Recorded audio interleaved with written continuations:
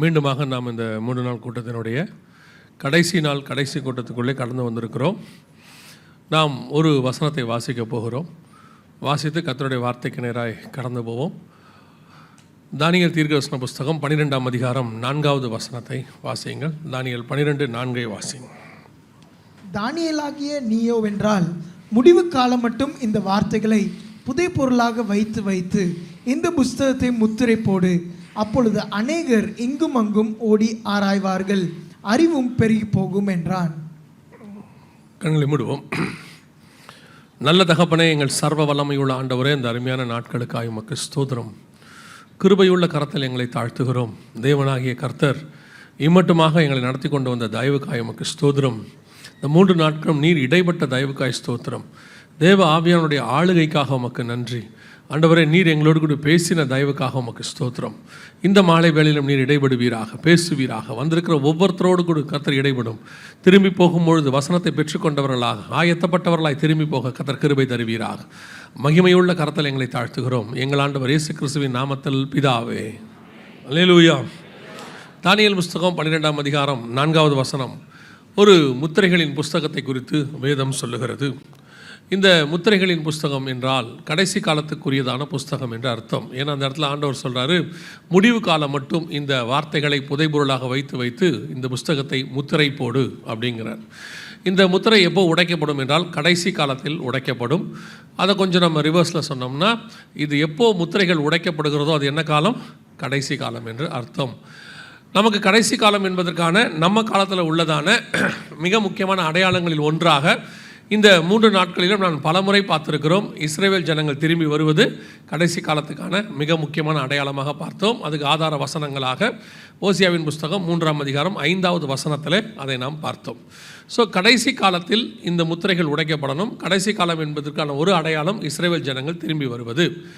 இஸ்ரவேல் ஜனங்கள் திரும்பி வந்த பிறகு நடக்க வேண்டிய சம்பவங்கள் இப்போ இயேசுகிட்ட மத்திய 24 3வது வசனத்தில், உடைய வருகைக்கும் உலகத்தின் முடிவுக்கும் அடையாளம் என்ன எங்களுக்கு சொல்ல வேண்டும் என்று சொன்னார்கள். அப்போது இயேசு கிறிஸ்துவானவர் மத்திய சுவிசேஷத்தை 3 பகுதியாக பிரித்தார். அதில் முதலாவது பகுதியாக வருகைக்கு முன்பாக நடைபெற வேண்டிய, சபை எடுத்துக்கொள்ளப்படுவதற்கு முன்பதாக நடைபெற வேண்டிய காரியங்கள் அங்கே கொடுக்கப்பட்டிருக்கிறது. அந்த பர்டிகுலராக கடைசி காலத்தில் சபை எடுத்துக்கொள்ளப்படுவதற்கு முன்பாக நடக்கிற சம்பவங்களும் இந்த முத்திரைகளின் புஸ்தகத்தில் ஆரம்பத்திலே அவைகளை குறித்து கொடுக்கப்பட்டிருக்கிறது. இந்த முத்திரைகளின் புஸ்தகம் எங்கே இருக்கிறது என்று சொன்னால் 5ஆம் அதிகாரம் வெளிப்படுத்தின விசேஷத்தை 5ஆம் அதிகாரம் 4வது வசனத்தை வாசிக்கும். திறந்து வாசிக்கவும் அதை பார்க்கவும் பாத்திரவானாக காணப்படாததினால், அப்போது அந்த முத்திரைகளின் புஸ்தகம் எங்கே இருக்குது அப்படின்னு கேட்டிங்கன்னு சொன்னால் வெளிப்படுத்தின விசேஷம் 5ஆம் அதிகாரத்தில் இருக்கிறது. 6ஆம் அதிகாரத்தில் அந்த முத்திரைகள் உடைக்கப்படுகிறதை நாம் பார்க்கிறோம். இந்த செய்திக்கு போவதற்கு முன்பதாக நான் உங்களுக்கு ஒரு சின்ன இன்ட்ரொடக்ஷன் சொல்லிட்டு போக வேண்டும் என்று விரும்புகிறேன். காரணம் என்னென்னா, இந்த முத்திரைகளின் புஸ்தகத்தை குறித்து, குறிப்பாக 6ஆம் அதிகாரத்தை குறித்து இருவேறு கருத்துகள் இருக்கிறது. அதாவது நான் சொல்கிறது, ஆவிக்குரியவர்களுக்குள்ளேயே இருவேறு கருத்துகள் இருக்கிறது. என்ன கருத்து இருக்குது அப்படின்னு சொல்லி பார்த்தீங்கன்னு சொன்னால், இந்த குறிப்பிட்ட 6ஆம் அதிகாரம் என்பது எப்பொழுது நடைபெற வேண்டும் அப்படின்னு கேட்டிங்கன்னா, வருகைக்கு பின்னால், சபை எடுத்துக்கொள்ளப்பட்ட பின்னால் தான் நடக்க வேண்டும் என்று சொல்லி நாம் ஒரு பெரிய நம்பிக்கை அதன் மேல் இருக்கிறது. அப்போ தான் அது நடக்கணும் அப்படின்னு சொல்லி. உண்மையிலேயே அப்படித்தானா அப்படிங்கிறதுக்கு ஆதாரபூர்வமாக அவர்கள் என்ன சொல்லுகிறார்கள் என்று சொன்னால், முதல் 3 அதிகாரத்தில் சபையின் காலம் வருகிறது. அதாவது 2ஆம் அதிகாரம் 3ஆம் அதிகாரத்தில் 7 சபைகளை பற்றி கர்த்தர் பேசுகிறார். அதற்கு பிறகு 4ஆம் அதிகாரத்தில் ஆண்டவர் பரலோகத்தினருடைய தரிசனத்தை காட்டுகிறார். அந்த 4ஆம் அதிகாரம் ஆரம்பிக்கும் பொழுது யோவானை பார்த்து கர்த்தர் ஒரு வார்த்தை சொல்கிறாரு, இங்கே ஏறி வா, இவைகளுக்கு பின்பு சம்பவிப்பதை நான் உனக்கு காண்பிப்பேன் அப்படின்னு இருக்கு. இந்த இன்ட்ரொடக்ஷனை கவனிங்க. ஏன்னா இப்போ அடுத்து கொடுக்க போகிற செய்தியை இல்லை அதெல்லாம் தப்பு அப்படின்னு ஒரு கூட்டம் ஒரே லைனில் சொல்லிடுவாங்க. நீங்கள் அப்புறம் எப்படி அவங்க சொல்கிறதுக்கு பதில் சொல்ல முடியாமல் நீங்கள் யோசிச்சுட்டு இருப்பீங்க. அதுக்கு தான் அந்த இன்ட்ரொடக்ஷன் கொடுத்துட்டு போகிறேன். அப்போது இங்கே ஏறி வா அப்படின்னு சொல்லி யோவானை பார்த்து சொல்கிறார். அப்படி சொல்லும் பொழுது என்ன உபதேசம் கொடுக்குறாங்க அப்படின்னா, இங்கே ஏறி வா என்று ஆண்டவர் சொன்னது யோவானை அல்ல, சபையை அப்படின்னு சொல்கிறாங்க. சபையை ஆண்டவர் சொன்னதாக அங்கே சொல்லப்படவில்லை.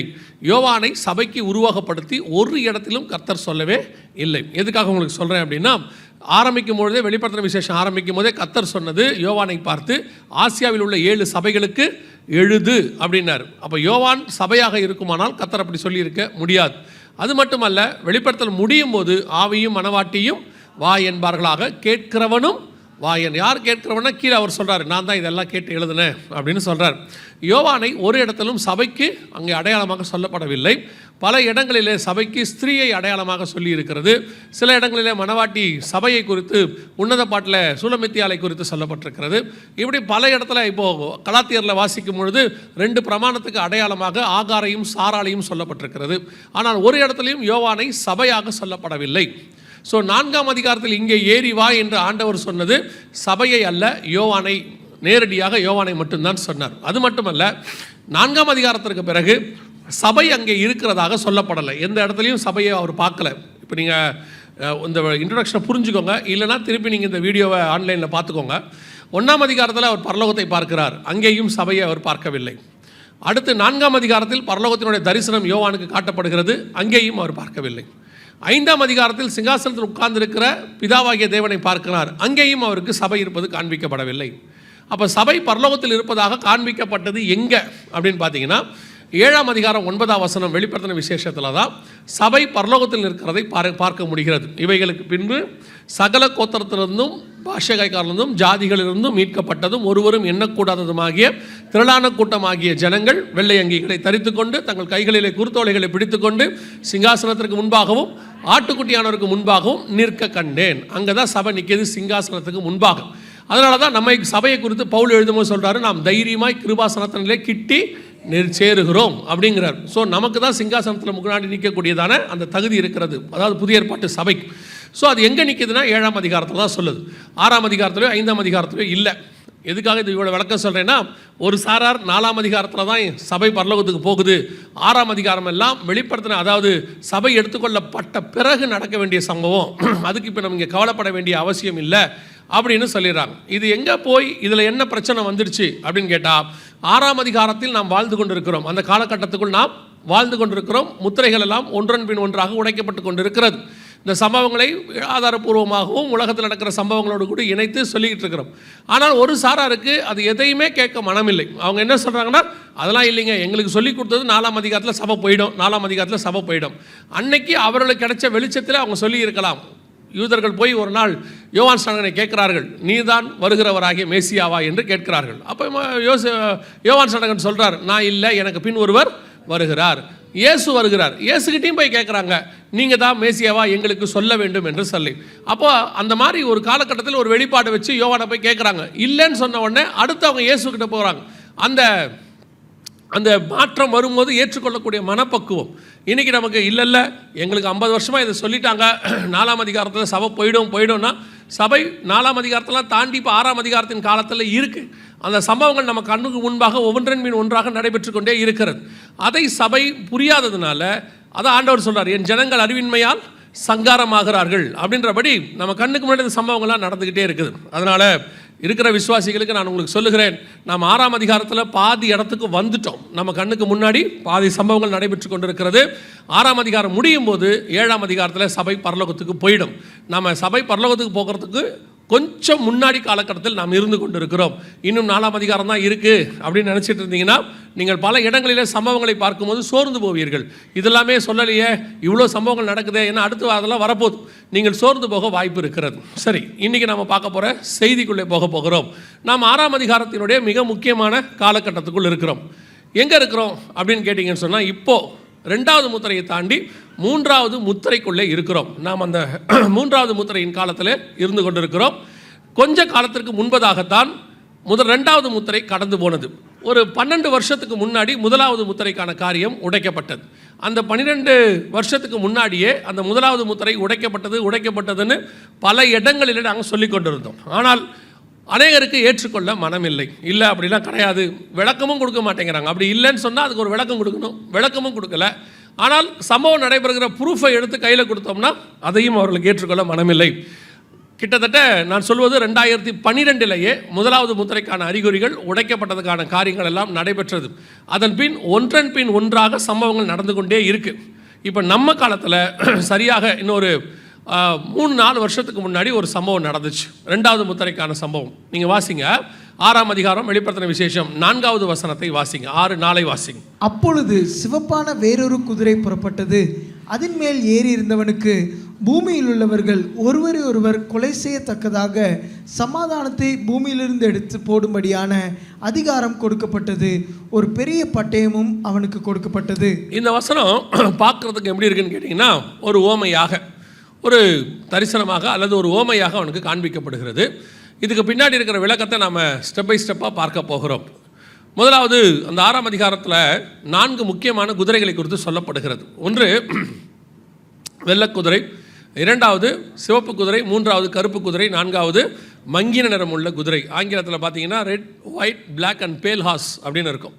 இந்த 4 குதிரைகளுக்கான விளக்கம் என்ன அப்படின்னு கேட்டிங்கன்னா, நான் வெளிப்படுத்தின விசேஷத்தை படிக்கிற உங்களுக்கு ஒரு என்ன சொல்கிறது, ஒரு ஆலோசனையாக சொல்லுகிறேன். எந்த ஒரு காரியத்தையும் வெளிப்படுத்தின விசேஷத்தில் யூகிக்காதீங்க. அசியூம் பண்ணாதீங்க. இப்படி தான் இருக்கலாம், அப்படி இருக்கலாம், அதுவாக இருக்குமோ அப்படின்னு சொல்லி அசியூம் பண்ணாதீங்க. அந்த அசியூம் பண்ணுற வேலையை கர்த்தர் நமக்கு தரவே இல்லை. ஏன் அப்படின்னு கேட்டிங்கன்னா, இது முழுக்க ஆவியானவரால் கொடுக்கப்பட்டிருக்கு. நாம் அசியூம் பண்ணுறது முழுக்க மாம்சத்தில், நம்ம அறிவுக்கு எட்டினது போல் நம்ம யோசிக்கிறோம். அப்போ கண்டிப்பாக ஆவியும் மாம்சமும் என்ன செய்யாது, ஒத்துப்போகாது, போராடும். அதனால் பைபிளில் சொல்லியிருக்கிற விஷயம் எதுவோ அதை பைபிள்லேருந்தே நீங்கள் கண்டுபிடிக்கிறது தான் நல்லது. நான் எதுக்கு நான் இது உங்களுக்கு சொல்கிறேன் அப்படின்னா, இந்த குதிரைன்னு இருக்குது இல்லையா, ஒரு 10 வருஷத்துக்கு முன்னாடி இந்த மாதிரி ஒரு ஊழியர் குதிரைகளை பற்றி எடுத்தார். ஸோ அவருடைய வீடியோவை பார்த்துட்டு இருக்கும்போது அவர் அதில் அந்த வெள்ளை குதிரை என்பது என்ன அப்படின்னு சொன்னார். எனக்கு ரொம்ப ஆவலாக போத்தி அவர் என்ன சொல்கிறாரு பார்க்கலாம் அப்படின்னு பார்த்தபோது, வெள்ளை குதிரை என்பது துபாயை குறிக்கிறது அப்படின்னு சொன்னார். எனக்கு துபாய் இன்னொன்று ஷாக் ஆகிடுச்சு. இருந்தாலும் கொஞ்சம் நல்லாவே இருந்துச்சு கேட்கறதுக்கு. துபாயின்றாரே, எதை வச்சு சொல்கிறாரு அப்படின்னு சொன்னபோது, நான் துபாய்க்கு ஏர்போர்ட்டில் போய் இறங்கினேன். போய் இறக்கும் போது துபாய் ஏர்போர்ட்டில் பார்த்த ஒரு வெள்ளை கலர் குதிரை நின்றுக்கிட்டு இருந்துச்சு. அப்போது அந்த வெள்ளை கலர் குதிரை என்பது துபாய் தான் குறிக்கிறது அப்படின்னார். அப்போது நமக்கு என்னென்னா, அவர் லேட்டாக பார்த்துருக்கார் வெள்ளை கலர் குதிரையை. நாம் அப்போயே சினிமாவில் வெள்ளை கலர் குதிரையை பார்த்துட்டோம். நான் ரட்சிக்கப்படுறதுக்கு முன்னாடியே சினிமாவில் வெள்ளை கலர் குதிரையில் தான் ராஜாக்கள்லாம் வருவாங்க அந்த காலத்தில். அப்படின்னா அவங்கெல்லாம் முதலாம் முத்திரைக்குரியவர்கள் ஆகிடுமா? வெள்ளை கலர் குதிரை எங்கெங்கெல்லாம் இருக்குதோ அதெல்லாம் முதலாவது முத்திரைன்னு அர்த்தம் கிடையாது. அதுக்கு நமக்கு என்ன வேணும், ஒரு விளக்கம் வேணும். சகரியாவின் புஸ்தகம் 6ஆம் அதிகாரம், சகரியாவின் புஸ்தகம் 6ஆம் அதிகாரம் 5வது வசனத்தை வாசிங்க. அந்த தூதன் எனக்கு பிரதியுத்தரமாக, இவைகள் சர்வலோகத்துக்கும் ஆண்டவராய் இருக்கிறவருடைய சமூகத்தில் நின்று புறப்படுகிற வானத்தினுடைய 4 ஆவிகள் என்றார். அந்த 6ஆம் அதிகாரம் 1 முதல் 4 வசனத்தில் 4 குதிரைகள் இருக்கிறது. அங்கேயும் அதுக்கான இதே குதிரை தான் அங்கேயும் இருக்குது. வெள்ளை, கருப்பு, சிவப்பு, புள்ளியான குதிரை அப்படின்னு இருக்கும். அந்த 4 தான் வெளிப்படுத்தல் 6லையும் இருக்குது. அப்போ அதுக்கான விளக்கமாக அங்கேயே ஆண்டவர் கொடுத்துட்டார். பழைய ஏற்பாட்டிலேயே என்ன சொல்கிறார், இது 4ம் கர்த்தருடைய சமூகத்திலிருந்து புறப்படுகிற 4 ஆவிகள். இது எந்த நாட்டையும் குறிக்கல, யாரையும் குறிக்கல. இது எதை குறிக்குது, 4 ஆவிகளை குறிக்கிறது என்று வேதம் சொல்லுது. என்ன ஆவி அப்படின்னு கேட்டிங்கன்னா, நம்ம எல்லாருக்கும் தெரியும். இன்றைக்கி உள்ளவங்களுக்கு நாம் பார்க்குறோம், ஒரு அமைச்சரோ அல்லது முதலமைச்சரோ பிரதமரோ ஒரு திட்டத்தை போடும்போது அதை அவர்கள் நேரடியாக மக்களிடத்தில் செய்ய மாட்டார்கள். அதை அவர் அந்த துறை அமைச்சருக்கு அனுப்புவார். அந்த துறை அமைச்சர் அதுக்கு கீழே உள்ள அதிகாரிக்கு அனுப்புவார். அந்த அதிகாரி அவர் கீழே இருக்கிற ஊழியருக்கு அனுப்புவார். அவர் கொண்டு போய் ஜனங்களுக்கு அதை சேர்ப்பார். இதான் புரோட்டோகால் சொல்லுவாங்க, இதான் ப்ரொசீஜர், ஒரு விஷயத்தை கொண்டு போய் சேர்ப்பதற்கு. இது எல்லாமே எங்கேருந்து கொண்டு வந்தாங்க அப்படின்னு கேட்டிங்கன்னா, அந்த வேர்ல்ட்லி மெத்தட், இது எல்லாமே பைபிள்லேருந்து கொண்டு வரப்பட்டது. காரணம் என்னென்னா, பைபிளில் 2000 வருஷத்துக்கு முன்னாடியே இந்த புரோட்டோகால் பற்றி இருக்குது. 4000 வருஷத்துக்கு முன்னாடி இருக்குது. ஏன்னா ஹெவன்லி கிங்டம் இருக்குது பாருங்கள், அந்த கிங்டமில் கர்த்தர் ராஜாவாக இருக்கிறார். அவர் தம்முடைய சித்தத்தை பூமியில் செய்வதற்கு ஒவ்வொன்றுக்கும் ஒரு ஆள் வச்சிருக்கிறார். மெசஞ்சர்னு ஒரு தூதனை வச்சிருக்கிறார், வாரியர்னு ஒருத்தர் வச்சிருக்கிறாரு, அப்புறம் வர்ஷிப்பர்னு ஒருத்தர் வச்சிருக்கிறார். ஒவ்வொன்றுத்துக்கும் ஒரு இந்த புரோட்டோகாலில் அங்கேருந்து காப்பி அடித்து தான் இங்கே வந்திருக்காங்க. நாம் இங்கேருந்து பைபிள் எழுதலை, பைபிள்ல இருந்து தான் இவங்க எடுத்துருக்கிறாங்க. ஏன்னா பிசாசு எதையுமே சொந்தமாக செய்வதற்கு அவன் என்ன கிடையாது, அவனுக்கு அந்த காரியம், அந்த சக்தி கிடையாது. முழுக்க ஆண்டவர்கிட்ட காப்பி அடிப்பான். காப்பி அடித்து என்ன பண்ணுவான்னா, கொஞ்சம் அதை மசாலாலாம் தூவி வேறு மாதிரி செய்வான். இப்போ நீங்கள் இதுக்கு போனீங்கன்னா, ஹோட்டலுக்கெலாம் போனீங்கன்னா என்ன இருக்குதுன்னு கேட்டாங்கன்னா, நம்ம கேட்ட உடனே அவங்க சொல்லுவாங்க பாருங்கள், அந்த தோசை இந்த தோசை, ஒரு 7-8 வகையான தோசை சொல்லுவாங்க. பேஸ் ஒன்று தான், மாவு தான். அதில் உருளைக்கிழங்கு வச்சா மசாலா தோசை, பொடியை போட்டால் பொடி தோசை, வெங்காயம் போட்டால் வெங்காய தோசை, எதையாவது அதில் மிக்ஸ் பண்ணோம்னா அந்த தோசை பேரே மாறிடும். நான் இதே மாதிரி தான் பிசாசு. அவங்ககிட்ட வேறு ஒன்றுமே புதுசாக எதுவுமே கிடையாது. எல்லாம் பைபிளில் இருந்தால் காப்பி அடிக்கணும். ஏன்னா அவன் படைக்கப்பட்டவன், படைத்தவர்னு ஒருத்தர் இருக்கிறார், கிரியேட்டர். அவர் தான் கிரியேட்டர். அவர்கிட்ட தான் காப்பி அடிக்க முடியும். இவன் எல்லாத்தையும் காப்பி அடிக்கிறவன். இன்றைக்கி உலகமும் அப்படித்தான். உங்களுக்கு தெரிஞ்சிருக்கோன்னு நினைக்கிறேன். இன்வென்ஷன், டிஸ்கவரி என்னென்னமோ சொல்கிறாங்களே, இது எதுவுமே கிரியேஷன் கிட்ட வராது. கிரியேஷன் வேறு, டிஸ்கவரி வேறு, இன்வென்ஷன் வேறு. இதை கண்டுபிடித்தல் என்பது வேறு, அதே நேரத்தில் படைத்தல் என்றால் வேறு. நம்ம ஆண்டவர் படைத்த தேவன், கிரியேட்டர். இவங்க எல்லாருமே அந்த படைச்சதில் வச்சுக்கிட்டு அடுத்த ஸ்டேட்டஸ், செகண்ட் லெவலுக்கு இருக்கிறவங்க. அப்போது இந்த குதிரை என்பது ஒரு பரலோகத்தினுடைய வேலையை பூமியிலே செய்யக்கூடிய 4 ஆவிகள் என்று வேதம் சொல்லுது. தொடர்ந்து நீங்கள் சகரியா 6ஆம் அதிகாரத்தை படித்து பார்த்தீங்கன்னா வசனம் சொல்லும், கருப்பு குதிரை வடதேசத்துக்கு போய் கர்த்தரை சாந்தி பண்ணிட்டு காரியங்கள்லாம் செஞ்சிச்சு அப்படின்னு வாசிக்க முடியும், தொடர்ச்சியாக வாசிக்க முடியும். எதுக்கு சொல்கிறேன்? குதிரை என்பது ஒரு நாட்டை குறிக்கவே இல்லை, ஒரு இனத்தை குறிக்க இல்லை, அதை குறிக்கல, இதை குறிக்கல. அது 4 ஆவிகள் என்று வேதம் சொல்லுது. சரி, இப்போ 6ஆம் அதிகாரம் வெளிப்படுத்தின விசேஷத்துக்கு வந்துருங்க. ஏன்னா குதிரைக்கான விளக்கம் உங்களுக்கு தெரியணும் இல்லையா? அதுக்காக தான் 6ஆம் அதிகாரம் வெளிப்படுத்தின விசேஷம் 4வது வசனத்தை வாசிக்கும் பொழுது நான் உங்களுக்கு அந்த வசனத்துக்கு பின்னாடி இருந்து வரேன், ஏன்னா உங்களுக்கு ஈஸியாக புரியறதுக்காக, வேற ஒன்றும் இல்லை. அந்த வசனத்தை நீங்கள் வாசிக்கும் பொழுது, பூமியில் உள்ளவர்கள் ஒருவரை ஒருவர் கொலை செய்யத்தக்கதாக பூமியிலிருந்து சமாதானத்தை எடுத்து போடும்படியான அதிகாரம் கொடுக்கப்பட்டது. ஒரு பெரிய பட்டயமும் கொடுக்கப்பட்டது. தூதன் கையில் பட்டயம் கொடுக்கப்பட்டால் அதற்கு அர்த்தம் என்ன? பைபிளில் 3 பேர் கையில் தான் பட்டயம் இருக்குது. ஒன்று தேவனிடத்தில் இருக்கிறது, இன்னொன்று மனுஷனிடத்தில் இருக்கிறது, இன்னொன்று தூதனிடத்தில் இருக்கிறது.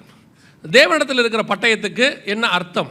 வாசிங்க, எபேசியருக்கு நிருபம் 6ஆம் அதிகாரம் 19வது வசனத்தை வாசிங்க. எபேசியர் 6:19. சுவிசேஷத்திற்காக மன்னிக்கணும், 17 வாசிங்க. ரட்சண்யம் என்னும் தலைச்சீராவையும், ரட்சண்யம் என்னும் தலைச்சீராவையும், தேவ வசனமாகிய ஆவியின் பட்டயத்தையும் எடுத்துக்கொள்ளுங்கள். அப்போ தேவனுடைய பட்டயம் என்பது எதை குறிக்குது? கர்த்தருடைய வசனம், அதை தான் குறிக்குது. 19ஆம் அதிகாரம் வெளிப்படுத்தின விசேஷத்தை வாசிக்கும் பொழுது கடைசியான வசனத்தை வாசிங்களே, அங்கே என்ன சொல்லியிருக்கு பாருங்க. 19ஆம் அதிகாரம் வெளிப்படுத்தின விசேஷம் கடைசி வசனம். மற்றவர்கள் குதிரையின் மேல் ஏறினவருடைய வாயிலிருந்து புறப்படுகிற பட்டயத்தால் கொல்லப்பட்டார்கள். வாயிலிருந்து பட்டயம் புறப்படுகிறதுனா என்ன அர்த்தம்னா, அவர் வாயிலிருந்து கத்தி வருதுன்னு அர்த்தம் இல்லை, அவர் வாயிலிருந்து நியாய தீர்ப்பின் வார்த்தைகள் வருகிறது என்று அர்த்தம். கர்த்தர் சொல்ல ஆகும், அவர் கட்டளையிட நிற்கும். அவர் வாயிலிருந்து நியாய தீர்ப்பின் வார்த்தைகள் புறப்படுகிறது. அவர் வாயிலிருந்து பட்டயம் புறப்படுதுன்னா அப்படியே கத்தி ஒன்று வாயிலிருந்து வருதுன்னு அர்த்தம் இல்லை. அந்த பட்டயம் என்பது கர்த்தருடைய வார்த்தை. அவர் வாயிலிருந்து நியாய தீர்ப்புக்கு ஏதுவான வார்த்தைகள் புறப்பட்டு, அவர் இப்போ வாரத்தில் அக்கினி இறங்கும் அப்படின்னா இறங்கும், அவ்வளோதான். அக்கினி இறங்கி பட்சிக்கும்னா பட்சிக்க போதும், நியாய தீர்ப்பின் வார்த்தைன்னு அர்த்தம். தேவனிடத்தில் உள்ள பட்டயம் என்பது வார்த்தையை குறிக்கிறது. மனுஷன் கையில் உள்ள பட்டயம் என்பது எதை குறிக்கிறது? நம்ம எல்லாருக்கும் தெரியும். ஒரு மனுஷன் பட்டயத்தை எடுத்துக்கிட்டு வரான், ஒரு ராஜா எடுத்துகிட்டு வராருன்னா எதுக்கு வராருன்னு அர்த்தம்? யுத்தத்துக்கு வராரு என்ற அர்த்தம்.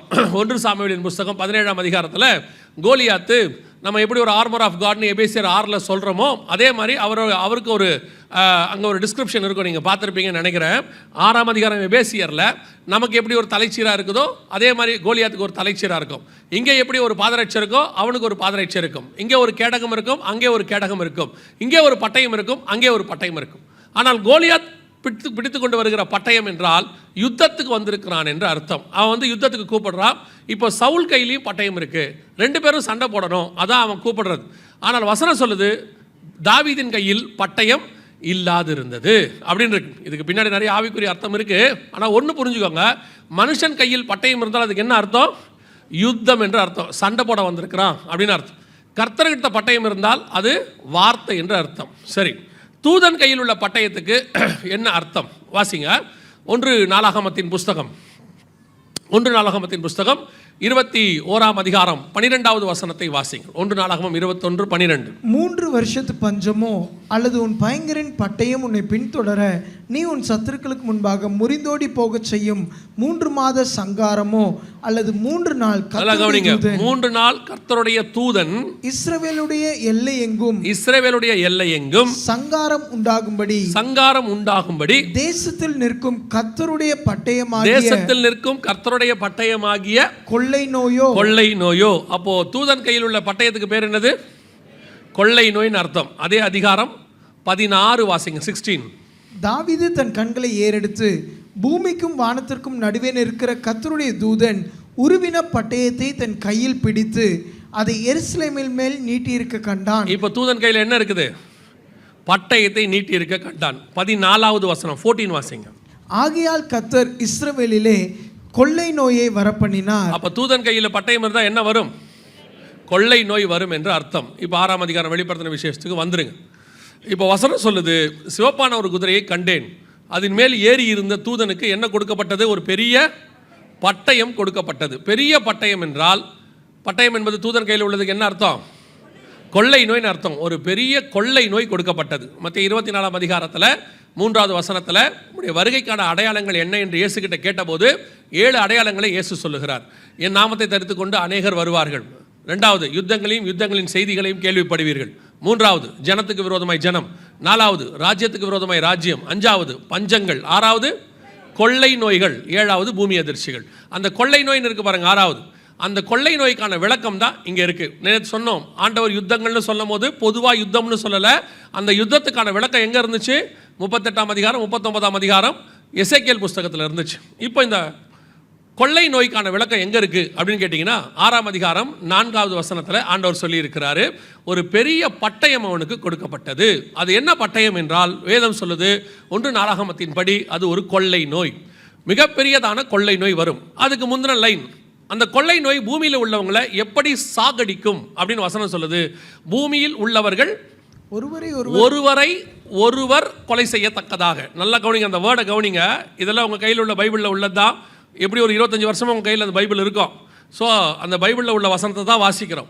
பூமியில் உள்ளவர்கள் ஒருவரை ஒருவர் கொலை செய்யத்தக்கதாக, 1 to 1, ஒருத்தர் இன்னொருத்தரை கொலை செய்யத்தக்கதாக ஒரு பெரிய மரணம் பூமியில் வரும். ஒருவரை ஒருவர் கொலை செய்யத்தக்கதாக பூமியிலிருந்து சமாதானத்தை எடுத்து போட்டுருவாங்க. அதுக்கு காரணம் என்னவா இருக்கும்னா, ஒரு பெரிய பட்டயம், ஒரு கொள்ளை நோய் என்று வேதம் சொல்லுது. ஒரு பெரிய கொள்ளை நோய் வரும். அது எப்படி ஜனங்களை சாகடிக்கும்? ஒருவரை ஒருவர் கொலை செய்யத்தக்கதாக. இந்த காரியம் எப்போ நடக்கும்? கடைசி காலத்தில் முத்திரை உடைக்கப்பட்ட பிறகு நடக்கும். முத்திரை உடைக்கப்படுவது எப்போது? முடிவு காலத்தில் உடைக்கப்படும். முடிவு காலம் என்பது எப்போ குறிக்குது? இஸ்ரவேல் ஜனங்கள் திரும்பி வருகிற காலகட்டத்தை பேஸ் பண்ணி தான் முடிவு காலம் தொடங்குகிறது. அப்போது 1948க்கு பிறகு முடிவு காலம், அவங்க அப்போ தான் நாடு ஃபார்ம் ஆகுது. தொடங்கின பிறகு இந்த இடைப்பட்ட 76 வருஷத்தில் ஒரு கொள்ளை நோய் பூமி முழுக்க, அந்த வசனம் சொல்லுது, பூமியில் உள்ளவர்கள் ஒருவரை ஒருவர் கொலை செய்யத்தக்கதாக. எப்படி இருக்குது? பூமியில் உள்ளவர்கள், பூமி முழுக்க, அதான் வசனம் சொல்லுது, பூமியில் உள்ளவர்கள் ஒருவரை ஒருவர் கொலை செய்யத்தக்கதாக. எதுக்காக அப்படி சொல்கிறேன்னா, சில கொள்ளை நோய் வரும், கில்லிங் டிசீஸ் வரும். அது சில காண்டினென்ட்ஸில் மட்டும் வரும், சிலது சில நாட்டில் மட்டும் வரும், சிலது சில மாநிலத்தில் மட்டும் வரும். ஆனால் ஒரு சிலது மட்டும்தான் உலகம் முழுக்க வரும். கொள்ளை நோயில் சிலது மிகப்பெரியதான மரணத்தை ஏற்படுத்தும். ஆனால் உலகம் முழுக்க வராது, பரவாது. சிலது உலகம் முழுக்க பரவும், மரணத்தை ஏற்படுத்தாது. உதாரணமாக கேன்சர் இருக்குது, அது ஒரு ஆளுக்கு வரும், ஆனால் பரவாது. அவருக்கு மட்டும்தான் இருக்கும், அவரோடு கூட அது முடிஞ்சு போயிடும். அது பக்கத்தில் உள்ளவருக்கு என்ன செய்யாது? பரவாது. ஆனால் இப்போ நீங்கள் சில கோல்டு, ஃபீவர்லாம் எடுத்துக்கோங்க, கூட இருக்கிறவங்களுக்குலாம் என்ன செஞ்சிடும்? அது அடுத்தடுத்து பரவும், ஆனால் மரணம் வராது. ஆனால் இது என்ன சொல்லுது? உலகம் முழுக்க பரவும். எப்படி வரும்? மனுஷர்கள் ஒருவரை ஒருவர் கொலை செய்யத்தக்கதாக. பூமி முழுக்க வரும், ஆனால் என்னவா இருக்கும்? கொள்ளை நோயாக இருக்கும். 1948க்கு பிறகு ஒரு கொள்ளை நோய் பூமி முழுக்க பரவி ஜனங்கள் மூலமாக, மனுஷர் மூலமாக மரணத்தை உண்டாக்கின கொள்ளை நோய் எது அப்படின்னு எடுத்துக்கிட்டிங்கன்னா, இந்த 76 வருஷத்தில் ஒரு கொள்ளை நோய் தான் அப்படி பரவி இருக்கு. என்னது? கொரோனா மட்டும்தான் பரவி இருக்கு. கொரோனா ஏறக்குறைய 180 நாடுகளுக்கு மேலாக பரவி இருக்கு. அதில் போன எல்லா நாட்டிலையும் மரணம் வந்திருக்கு. அதை விட இந்த வசனத்தில் உள்ள ஆப்டான அல்லது மிக துல்லியமான தீர்க்கதரிசனம் என்னன்னா, கொரோனா பரவுனது வேற யார் மூலமாகவும் கிடையாது. தண்ணி வழியாகவோ, காற்று வழியாகவோ, ரத்தத்தின் வழியாகவோ கிடையவே கிடையாது. மனுஷன் வழியாக மட்டும். ஒரு மனுஷன்லேருந்து இன்னொரு மனுஷன். நீங்கள் மறந்துருக்க மாட்டீங்கன்னு நினைக்கிறேன். நமக்கு ஒரு ஸ்லோகன் நம்ம எல்லாருடைய மூளையிலும் பதிஞ்சிருக்கு, தனித்திரு, விழித்திரு, விலகிரு. எதுக்காக நம்மளை அவங்க விலகி இருக்க சொன்னாங்க? குவாரண்டைன் அப்படின்னு சொன்னாங்க. எதுக்காக அப்படி இருக்க சொன்னாங்க அப்படின்னு கேட்டால், கொரோனா ஒரு மனுஷன்லேருந்து இன்னொரு மனுஷன் வழியாக பரவுச்சு. அதுவும் ஒரு குறிப்பிட்ட டிஸ்டன்ஸ், அதுக்கு மேலே அது என்ன செய்யாது? பரவாது. கொடையை பிடிச்சிட்டு நின்றுக்கிட்டாங்கன்னா ஆட்டோமேட்டிக்காக அந்த டிஸ்டன்ஸ்க்கு மேலே அது கொரோனாவுடைய வைரஸ், அதோடைய வெயிட் அவ்வளோதான், அதுக்கு மேலே அது பரவாதுன்னு சொல்லி ஒரு டிஸ்டன்ஸ் மெயின்டைன் பண்ண சொன்னாங்க. ஆனால் இப்போ ஊகான் மாநிலத்தில் சைனாவில் ஆரம்பிச்சிச்சு, ஆல் ஓவர் த வேர்ல்டு பரவுச்சு. எது வழியாக பரவுச்சு அப்படின்னா, ஒன்லி மனுஷன் வழியாக மட்டும். பூமியில் உள்ளவர்கள் ஒருவரை ஒருவர் கொலை செய்யத்தக்கதாக ஒருத்தர் மூலமாக இன்னொருத்தருக்கு பரவுச்சு. அதன் வழியாக மரணம் வந்துச்சு. அப்படி ஒரு மிக முக்கியமான சம்பவம் உலகம் முழுக்க நடந்துச்சு. எப்போனா, நம்ம 2020 நம்ம கணக்குக்கு 2019 லாஸ்ட்டு 2020 நடந்துச்சு. இந்த சம்பவம் பரிசுத்த வேதாகமத்தில் 2000 வருஷத்துக்கு முன்பதாக கொடுக்கப்பட்டது. இது எல்லாத்தையும் கர்த்தர் எழுதி கொடுத்துருக்கிறார். இந்த சம்பவத்தை ஏன் நமக்கு தெரியவில்லை? அவ்வளோதான் கேள்வி. இது நம்ம பைபிளில் தான் இருக்கு. நம்ம ஏன் இதை தெரிஞ்சிக்கல? அதுக்கு நீங்கள் 2 ரீசன் கன்ஃபார்மாக சொல்ல தான் போகிறீங்க. ஒரு ரீசன், வெளிப்படுத்தின விசேஷம் புரியாதுங்க. அதெல்லாம் ரொம்ப படித்தவங்க தான் என்ன செய்யணும், அதை சொல்லணும், நமக்கு அது புரியாது அப்படின்னு. ஒன்று நல்லா தெரிஞ்சுக்கொள்ளுங்க, நாம் இந்த வார்த்தையை சொல்லுவோன்னு சொல்லிட்டு தான் பெரிய பெரிய ஸ்காலரை வச்சு, பவுலை வச்சு எல்லா புக்கையும் ஆண்டவர் எழுதிட்டார். ஆனால் வெளிப்படுத்தின விசேஷம் யாரை வச்சு கொடுத்தாரு? யோவானை வச்சு கொடுத்துருக்காரு. அப்போஸ்தலர் நடவடிக்கைகள் சொல்லுது, யோவான் சொல்கிறாரு, படிப்பறிவில்லாத எங்களை கொண்டு கர்த்தர் இப்படிப்பட்ட காரியங்களை செய்தார். வெளிப்படுத்தின விசேஷம் எழுதினவருக்கே என்ன கிடையாதான்? படிப்பறிவு இல்லையா? அப்போ படிக்கிறவருக்கு என்ன தேவையில்லை? எழுதினவருக்கே படிப்பறிவு தேவையில்லை. அப்போ படிக்கிறவருக்கு கன்ஃபார்மாக தேவையில்லை. அதுக்கு தேவை என்ன தெரியுமா? அவர் ஆவிக்குள்ளாகி அதை எழுதினார். நீங்கள் ஆவிக்குள்ளாக இருந்து படித்தா அது உங்களுக்கு புரியும், அவ்வளோதான். எழுதுனது ஆவியானவர். நீங்கள் உடனே ஈஸியாக தூக்கி பழைய தூக்கி போட்டுறது. அதுக்கு ரொம்ப படிச்சிருக்கணும். எல்லா பைபிளையும் படிக்கிறதுக்கு இன்ட்ரெஸ்ட் தான் வேணும். ஆண்டவர் எழுதுனதே படிப்பறிவு இல்லாத ஆளை வச்சு எழுதிட்டாரு. நீங்கள் என்ன அது படிப்பறிவு இருந்தால் தான் புரியுன்றீங்க. ரெண்டாவது, அடுத்து சொல்ல மிக முக்கியமான ஒரு இன்டர்நேஷ்னல் என்ன சொல்கிறது, உலகளாவிய காரணம் என்னன்னு கேட்டிங்கன்னா, அது ரொம்ப பயமாக இருக்குது. வெளிப்படுத்தின விசேஷம் படிக்கிறது எப்படி இருக்குது?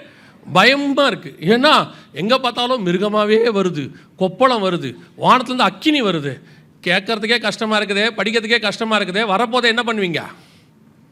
சிலருக்கு அது படிக்கிறதுக்கே எப்படி இருக்குது, கஷ்டமாக இருக்குது. ஒருத்தர் என்ன கேட்டார், என்ன பிரதர் இந்த வெளிப்படுத்தின விசேஷம் எங்கே பார்த்தாலும் மிருகமாக எழும்பி வந்துக்கிட்டு இருக்கு அப்படின்னாரு. நான் கேட்டேன், அதில் உங்களுக்கு என்ன பிரச்சனை இருக்குது அப்படின்னு கேட்டேன். அவர் சொன்னார், இல்லை நான் ஏற்கனவே ஒரு மிருகத்தோட 10 வருஷமாக வாழ்ந்துட்டுருக்கிறேன். இதில் 10ஆவதுக்கு இதை எடுத்தோம்னா இது வேற எழும்பி வந்துக்கிட்டே இருக்குது. அவர் சொன்னார், நான் நைட்டில் வெளிப்படுத்தின விசேஷமே படிக்கிறது இல்லைன்னார். ஏன்னு கேட்டேன். கனவுல மிருகமாக வருதான், தூங்கும் போது கனவுல என்ன செய்யறது, மிருகமாக வருது. இதெல்லாம் நம்ம சொல்லிக்கிற காரணம்.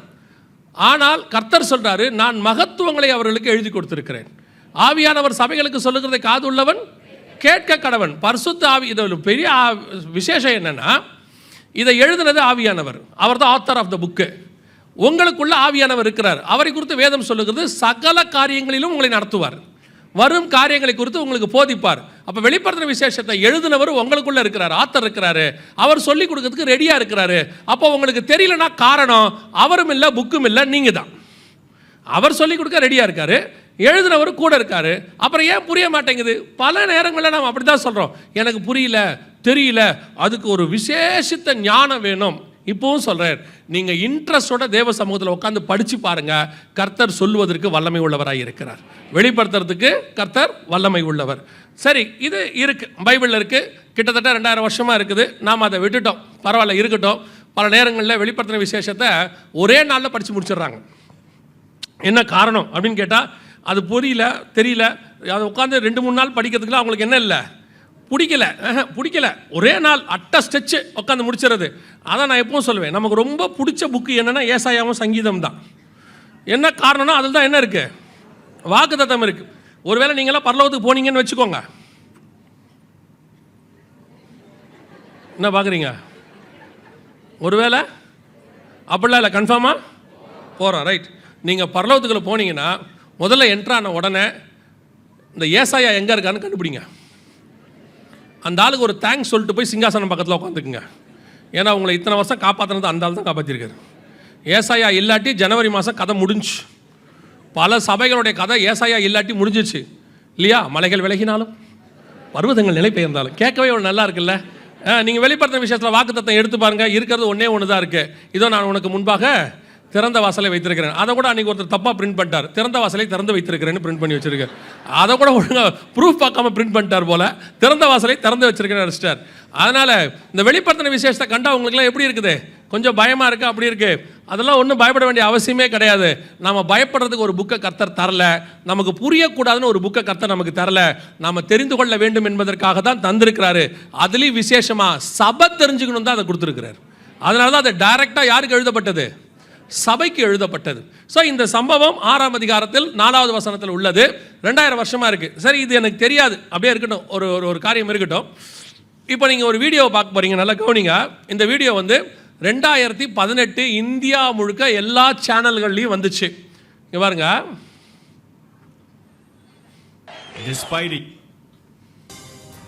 வரலாற்றில் இதுவரை கண்டிராத மிகப்பெரிய அளவில் உயிரிழப்பை ஏற்படுத்தக்கூடிய நோய் ஒன்று பரவ உள்ளதாக உலக சுகாதார நிறுவனம் எச்சரிக்கை விடுத்துள்ளது. ஜெனீவாவை தலைமையிடமாக கொண்டு இயங்கும் உலக சுகாதார நிறுவனமானது மூத்த ஆராய்ச்சியாளர்களுடன் அவசர ஆலோசனை நடத்தியது. அதில் ஒட்டுமொத்த உலக மக்களின் சுகாதாரத்துக்கு அவசர நிலை ஏற்படும் அளவு புதிய நோய் பரவ இருப்பதாகவும் இதுவரை கண்டிராத அளவுக்கு உயிர் சேதங்களை அந்த நோய் ஏற்படுத்தும் என்றும் எச்சரிக்கை விடுக்கப்பட்டது. இது தொடர்பான ஆராய்ச்சியில் ஈடுபடுமாறு ஆராய்ச்சியாளர்களுக்கு வலியுறுத்தப்பட்டது. இந்த நோய்க்கு டிசீஸ் எக்ஸ் என்று பெயரிடப்பட்டுள்ளது. இது 2018 அப்போ உள்ள சேனல்களில், நியூஸ் சேனல்களில் வந்ததான ஒரு செய்தி. நாங்கள் ஒன்று மட்டும் எடுத்து வச்சுருக்கிறோம். எல்லா நியூஸ் சேனல்கள்லையும் வந்துச்சு. இது எதை பற்றி நினைக்கிறீங்க? வரப்போகிற கொரோனாவை பற்றி தான் அங்கே சொல்லப்பட்டிருந்துச்சு. ஒரு டிசீஸ் எக்ஸ் ஒன்று வரப்போகிறது. இதுவரைக்கும் வரலாறு காணாத அளவுக்கு உயிர் சேதத்தை, மிகப்பெரிய உயிர் சேதத்தை அது என்ன செய்யும், ஏற்படுத்தும் அப்படின்னு சொன்னாங்க. இப்போ நாங்கள் இந்த வீடியோவை எடுத்துக்கிட்டு கிட்டத்தட்ட ஒரு 2.5 வருஷம், 2018 2019 2020 மார்ச் 20-21 வரைக்கும் நாங்கள் என்ன பண்ணியிருக்கிறோம், போகிற இடத்தெல்லாம் இப்போ இந்த மாதிரி எங்கெங்கெல்லாம் கூப்பிட்டாங்களோ போகிற இடங்கள்லாம் இந்த வீடியோவை போட்டு காட்டியிருக்கிறோம். ஒரு கொள்ளை நோய் வரப்போது, பைபிள் சொல்லியிருக்கிறாங்க, பைபிள் ஆண்டவர் சொன்னபடியே வரப்போது, மிகப்பெரிய உயிர் சேதம் வரப்போது, டிசீஸ் எக்ஸ்ன்னு சொல்லியிருக்கிறாங்கன்னு ஒவ்வொரு இடமும் சொல்லியிருக்கோம். நாங்கள் மட்டும் இல்லை, உலகளாவிய எல்லாருக்கும் அவங்கவுங்க அந்தந்த நாட்டில் ஆண்டவர் அவங்கவுங்கள வச்சு சொன்னார். இது பத்தாவதுக்கு WHO, வேர்ல்ட் ஹெல்த் ஆர்கனைசேஷன், உலக சுகாதார மையத்தை வச்சு உலகம் முழுக்க எல்லா நாடுகளுக்கும் சர்க்குலர் அனுப்பப்பட்டது. அந்தந்த லாங்குவேஜில், அந்தந்த பிராந்திய மொழிகளில் கொடுக்கப்பட்டது. சரி, எத்தனை பேர் இந்த வீடியோவை பார்த்தீங்க? எத்தனை பேர் இந்த வீடியோவை நீங்கள் பார்த்துருப்பீங்க? இல்லை, எங்களுக்கு ஞாபகம் இல்லை, பார்த்துருக்க மாட்டோம். ஏன்னா நமக்கு சீரியல் ரொம்ப முக்கியம், இது ரொம்ப முக்கியம் இல்லை. ஏன்னா சீரியல் தானே, அன்றைக்கி பார்க்காட்டி சீரியலுக்கு உயிரே போயிடும். என்ன நடந்துச்சு, அவளுக்கு கல்யாணம் ஆச்சா இல்லையா, அதுதான் நமக்கு ரொம்ப முக்கியம். இப்போ இது மாதிரி நியூஸ்லாம் நம்ம ஏன் கவனிக்க போகிறோம்னு வச்சுங்களேன். சரி, நீங்கள் அது கவனிச்சிருக்க மாட்டீங்க. நியூஸில் நாங்கள் எடுத்துகிட்டு சபைகளில் இதை கொண்டு வந்தோம். சபைகளில் மட்டும் இல்லை, எங்கள் சேனலில் ஏற்றணும், எல்லா இடத்துலையும் போட்டோம். நாங்கள் இதை கொண்டு வந்தது பத்தாதுக்கு எங்களை திட்டுறவங்களும் இந்த வீடியோ எடுத்து போட்டாங்க. இந்த ஆள் பாருங்கள், இந்த மாதிரிலாம் ஒரு வீடியோவை போட்டு ஜனங்களை ஏமாத்துறான், பயமுறுத்துறான், வரப்போகுதுன்னு சொல்கிறான் அப்படின்னாங்க. அது எங்களுக்கு அதுவும் ப்ளஸ் பாயிண்ட் தான். எங்களுக்கு இல்லை, இந்த சொல்ல வேண்டிய விஷயம் என்ன சொல்லுச்சு, எல்லா பக்கமும் பரவுச்சு. எந்த அளவுக்கு சபை ஆயத்தப்பட்டிருந்துச்சு, அதுதான் கேள்வி. இவ்வளோ பெரிய விஷயம் உலக சுகாதார மையம் வேர்ல்டு வைட் எல்லா நாட்டுக்கும் சொன்னாங்க, எல்லா சேனல்லையும் வந்துச்சு. அதுக்கு முன்னாடி பைபிளில் இருக்குது, அது ஒரு பக்கம் இருக்கட்டும். ஏன்னா பல நேரத்தில் தீர்க்கதரிசி சொல்லாவிட்டால் கழுதையை வச்சு கர்த்தர் பேசுவார். தீர்க்கதரிசி சொல்லும் போது, பைபிள் சொல்லும் போது நம்ம கேட்கலன்னா ஏதாவது கழுதைகளை வச்சு கர்த்தர் பேசுவார். அப்போ இந்த மாதிரி ஒரு விஷயம் வேர்ல்டு வைடு வந்துச்சு. எந்த அளவுக்கு சர்ச் ஆயத்தப்பட்டுச்சு, அதான் முக்கியம். சபை கொரோனாவுக்கு ஆயத்தப்பட்டதா, இதுக்கு நாம் எதிர்கொள்கிறதுக்கு ஏதாவது ரெடி ஆனோமா? இப்போ நம்மளுடைய கொஸ்டின் என்ன, சபை ஆயத்தப்படுறதுன்னா என்னங்க? கொரோனாவில் போய் என்ன ஆயத்தப்படுறது? அது திடீர்னு வந்ததான ஒரு வைரஸ். நாம் எப்படி அதுக்கு ஆயத்தப்படுறதுனா என்ன? மக்களே, கவர்மெண்ட்டே ஆயத்தப்படலை, நாம் என்ன ஆயத்தப்படுறது அப்படின்னு நீங்கள் கேட்டிங்கன்னா நல்லா தெரிஞ்சுக்கொள்ளுங்க. கொரோனா மருந்து, கொரோனாவுக்கான மருந்து இன்னைய வரைக்கும் கிடையாது. இப்போ வரைக்குமே கொரோனாவுக்கு என்ன கிடையாது, மருந்து கிடையாது. அதுக்கு என்ன தான் இருக்குது, வேக்சின், தடுப்பூசி தான் இருக்குது. அந்த தடுப்பூசியும் அபிருதமான தடுப்பூசி. உலகத்தில் நீங்கள் அப்படி ஒரு தடுப்பூசி என்ன செய்ய முடியாது, பார்க்கவே முடியாது. கோர்ட்டில் கேட்டாங்க, இந்த தடுப்பூசி கொரோனா வராமல் தடுக்குமா? இல்லை, வரும், வாய்ப்பு இல்லை, வரத்துக்கு வாய்ப்பு இருக்குது. சரி, இந்த கொரோனாவை போட்டுச்சுன்னா, இந்த தடுப்பூசியை போட்டோம்னா திருப்பி கொரோனா வராமல் இருக்குமா? இல்லை, வர வாய்ப்பு இருக்குது. சரி, இதை போட்டால் இப்போ இருக்கிற கொரோனா சுகமாகுமா? அப்படி இல்லை, இது வெறும் தடுப்பூசி. சரி, அப்போ ஏன் போடணும்? அருமையான ஒரு தடுப்பூசின்னு வச்சுங்களேன். அப்போ சொன்னாங்க அதுக்கு சைடு எஃபெக்ட் இருக்குன்னு. ஒரு வயலும் அன்னைக்கு எந்த மீடியாவோ யாரோ எதுவுமே சொல்லவே இல்லை. இப்போ அவங்களே சொல்கிறாங்க அதில் என்ன இருக்குது, சைடு எஃபெக்ட் இருக்குன்னு அவங்களே சொல்கிறாங்க. இருந்துட்டு போட்டோம். இன்றைக்கும் கொரோனாவுக்கு என்ன கிடையாது, மெடிசன் கிடையாது, வேக்சின் தான் இருக்குது. ஆனால் உங்களுக்கு நான் சொல்கிறேன், இந்த கொரோனாவுக்கு உலகத்திலேயே மெடிசன் ஒரே ஒரு இடத்துல தான் இருந்துச்சு. எங்கே இருந்துச்சு தெரியுமா? சர்ச்சுக்குள்ளே மட்டும்தான் இருந்துச்சு, சபைக்குள்ளே மட்டும்தான் மெடிசன் இருந்துச்சு. என்ன மெடிசன்? நாம் காலகாலமாக 2000 வருஷமாக எல்லா நாட்களிலும் ஒன்றை சொல்லிக்கொண்டே இருக்கிறோம். என்ன சொல்கிறோம்? இயேசுவின் காயங்களால் நாம் குணமானோம், இயேசுவின் நாமத்தினாலே வியாதியஸ்தர்கள் சுகமானார்கள், அப்படி தானே சொல்லிட்டு இருக்கிறோம். அவருடைய தழும்புகளால் நாம் சுகமானோம். அது மட்டும் இல்லை, நாம் நடத்தாத ஆசீர்வாத பெருவிழாவே கிடையாது. சுகமளிக்கிற பெருவிழா, சுகமளிக்கிற திருவிழா, சுகமளிக்கிற சிறுவிழா, என்னென்ன விழா இருக்கிறோம் எல்லா விழாத்தையும் சுகமளிக்கிறதுல வச்சு நடத்தி முடிச்சாச்சு. அதுவும் நம்மக்கிட்ட குணமாகாத வியாதியே இல்லை, இன்னைக்கு காலையில் கூட சாட்சி சொன்னாங்க, ஒரு கேன்சர் என்னாச்சு, சுகமாயிருக்குது. நடத்திருக்கார் ஆண்டவர். கேன்சர் சுகமாயிருக்கு, எய்ட்ஸ் சுகமாயிருக்கு, எத்தனையோ பிள்ளை இல்லாதவர்களுக்கு பிள்ளை கிடச்சிருக்குது, எத்தனையோ பேருக்கு பலவிதமான வியாதிகள் சுகமாயிருக்குது. அதோட கம்பேர் பண்ணிங்கன்னா கொரோனா ஒன்றுமே கிடையாது, ஒரு சின்ன வைரஸ். கொரோனா அதோட கம்பேர் பண்ணால் சின்ன வைரஸ். அப்புறம் ஏன் கொரோனாவை கண்டு உலகம் பயந்தா மாதிரி சபை பயந்துச்சு? உலகம் பயந்து கதவு மூடிக்குச்சு, நியாயம். ஏன் சபையா பயந்துச்சு? சபை என்ன சொல்லுச்சு? வியாதியஸ்தர்களை கொண்டு வாருங்கள், சுகமளிக்கிற பெருவிழா. எத்தனை ஊழியக்காரங்க சுகமளிக்கிற வரத்தை வச்சுட்டு இருந்தாங்க. நாம் எல்லாம் என்ன ஆனோம்? நான் யாரையுமே தனிப்பட்ட முறையில் சொல்ல விரும்பல, என்னையும் சேர்த்துக்கிறேன், உங்களையும் சேர்த்துக்கிறேன். ஏன் நாம் எல்லாரும் ஓடி ஒளிஞ்சிட்டோம், கதவை சாத்திக்கிட்டோம்? நான் சொல்றது சர்ச்சு கதவை இல்லை, இருதய கதவை. கொரோனாவை கண்டு எவ்வளோ பயம் விசுவாசிக்கு. வாசலில் பால் பேக்கெட் போட்டு போகிறான், பால் பேக்கெட்டரையே சானிடைசர் அடிச்சு தான் எடுத்துச்சு. யாரு? விசுவாசி. யாராவது வீட்டுக்கு வரேன்னா இப்போ வேண்டாம், அது கூட பரவாயில்ல. சில சர்ச்சில் பாஸ்டர் வீட்டுக்கு வந்து ஜோம் பண்ணுறேன்னா வேணான்றுச்சு. வேண்டாம் பாஸ்டர், நீங்கள் ஃபோன்லேயே ஜோம் பண்ணுங்க, உங்கள் வார்த்தைக்கே வல்லமை உண்டு, வீட்டு பக்கம் மட்டும் வந்துடாதீங்க. ஏன் உங்களுக்கு அப்படி ஒரு பயம்? கேட்டால் கொரோனா. ஆனால் பாடுற பாட்டை நீங்கள் பார்க்கணுமே. சிங்கத்தின் மேலும் நடந்து வலு சர்ப்பத்தையும் மிதிப்பாய், பகலில் பறக்கும் அம்பிற்கும் இரவில் நடமாடும் கொள்ளை நோய்க்கு அது என்னை அணுகாது. பொய், 100% பொய். வாயில மட்டும்தான். சொந்த மகனை வீட்டில் சேர்க்க மாட்டேன்ட்டார் அப்பா. ஊருக்கு போயிட்டு வந்த கணவனை வீட்டுக்குள்ள விட மாட்டேன்ருச்சு ஒரு அம்மா. அந்த ஆளு பாவம் எப்படியோ தப்பிச்சு ஊருக்கு வந்துட்டான். இந்த அம்மா விட மாட்டேன்ருச்சு. அது கொரோனாவோ இல்லை வேற பிளானோ தெரில, விட மாட்டேன்ருச்சு. அந்த நேரத்தில் கொரோனா அதை யூஸ் பண்ணிக்கிச்சுன்னு நினைக்கிறேன். வீட்டுக்குள்ளே விட மாட்டேன்ருச்சு. ஏன் அவ்வளோ பயம் கொரோனாவை பார்த்து?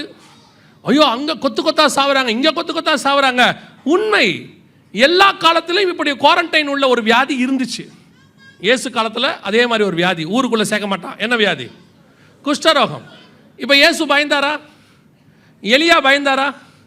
எலிசா பயந்தாரா? இல்லை. எலிசா நாகமான்ட்ட பயந்தாரா? இல்லை. இயேசு பயந்தாரா? இல்லை. குஷ்டரோகிகளை சுகமாக்கிட்டு போயிட்டே தானே இருந்தாங்க. அது ஒரு குவாரண்டைன் உள்ள வியாதி தானே, ஊருக்குள்ளே சேர்க்கக்கூடாது தானே. அவன் அதை பரவுச்சுன்னு நினச்சிக்கிட்டான்ல. அதே மாதிரி ஒன்று தான் இது. இன்னும் சொல்ல போனால் அதை விட ரொம்ப சின்ன கிருமி. இப்போ கொரோனா இருக்கா இல்லையா? இப்போ உலகத்தில் கொரோனா இருக்கா இல்லையா? இருக்கு. இப்போ நீங்கள் என்ன சொல்வீங்க? எல்லோரும் வேக்சின் போட்டாங்க. கிடையவே கிடையாது. இன்னும் 30% மக்கள் வேக்சின் போடலன்னு WHO சொல்லியிருக்கேன். வேர்ல்டு வைட் 70% மக்கள் தான் வேக்சின் போட்டிருக்காங்க. இன்னும் 30% என்ன செய்யலை, போடலை.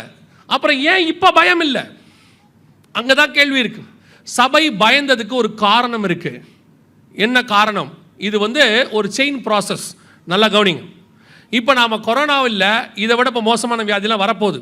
இப்போ தான் நீங்கள் இப்போ இதை வச்சுக்கிட்டு பின்னாடி அதை நீங்கள் ஜெயிக்கணும்னு வச்சுக்கோங்களேன்.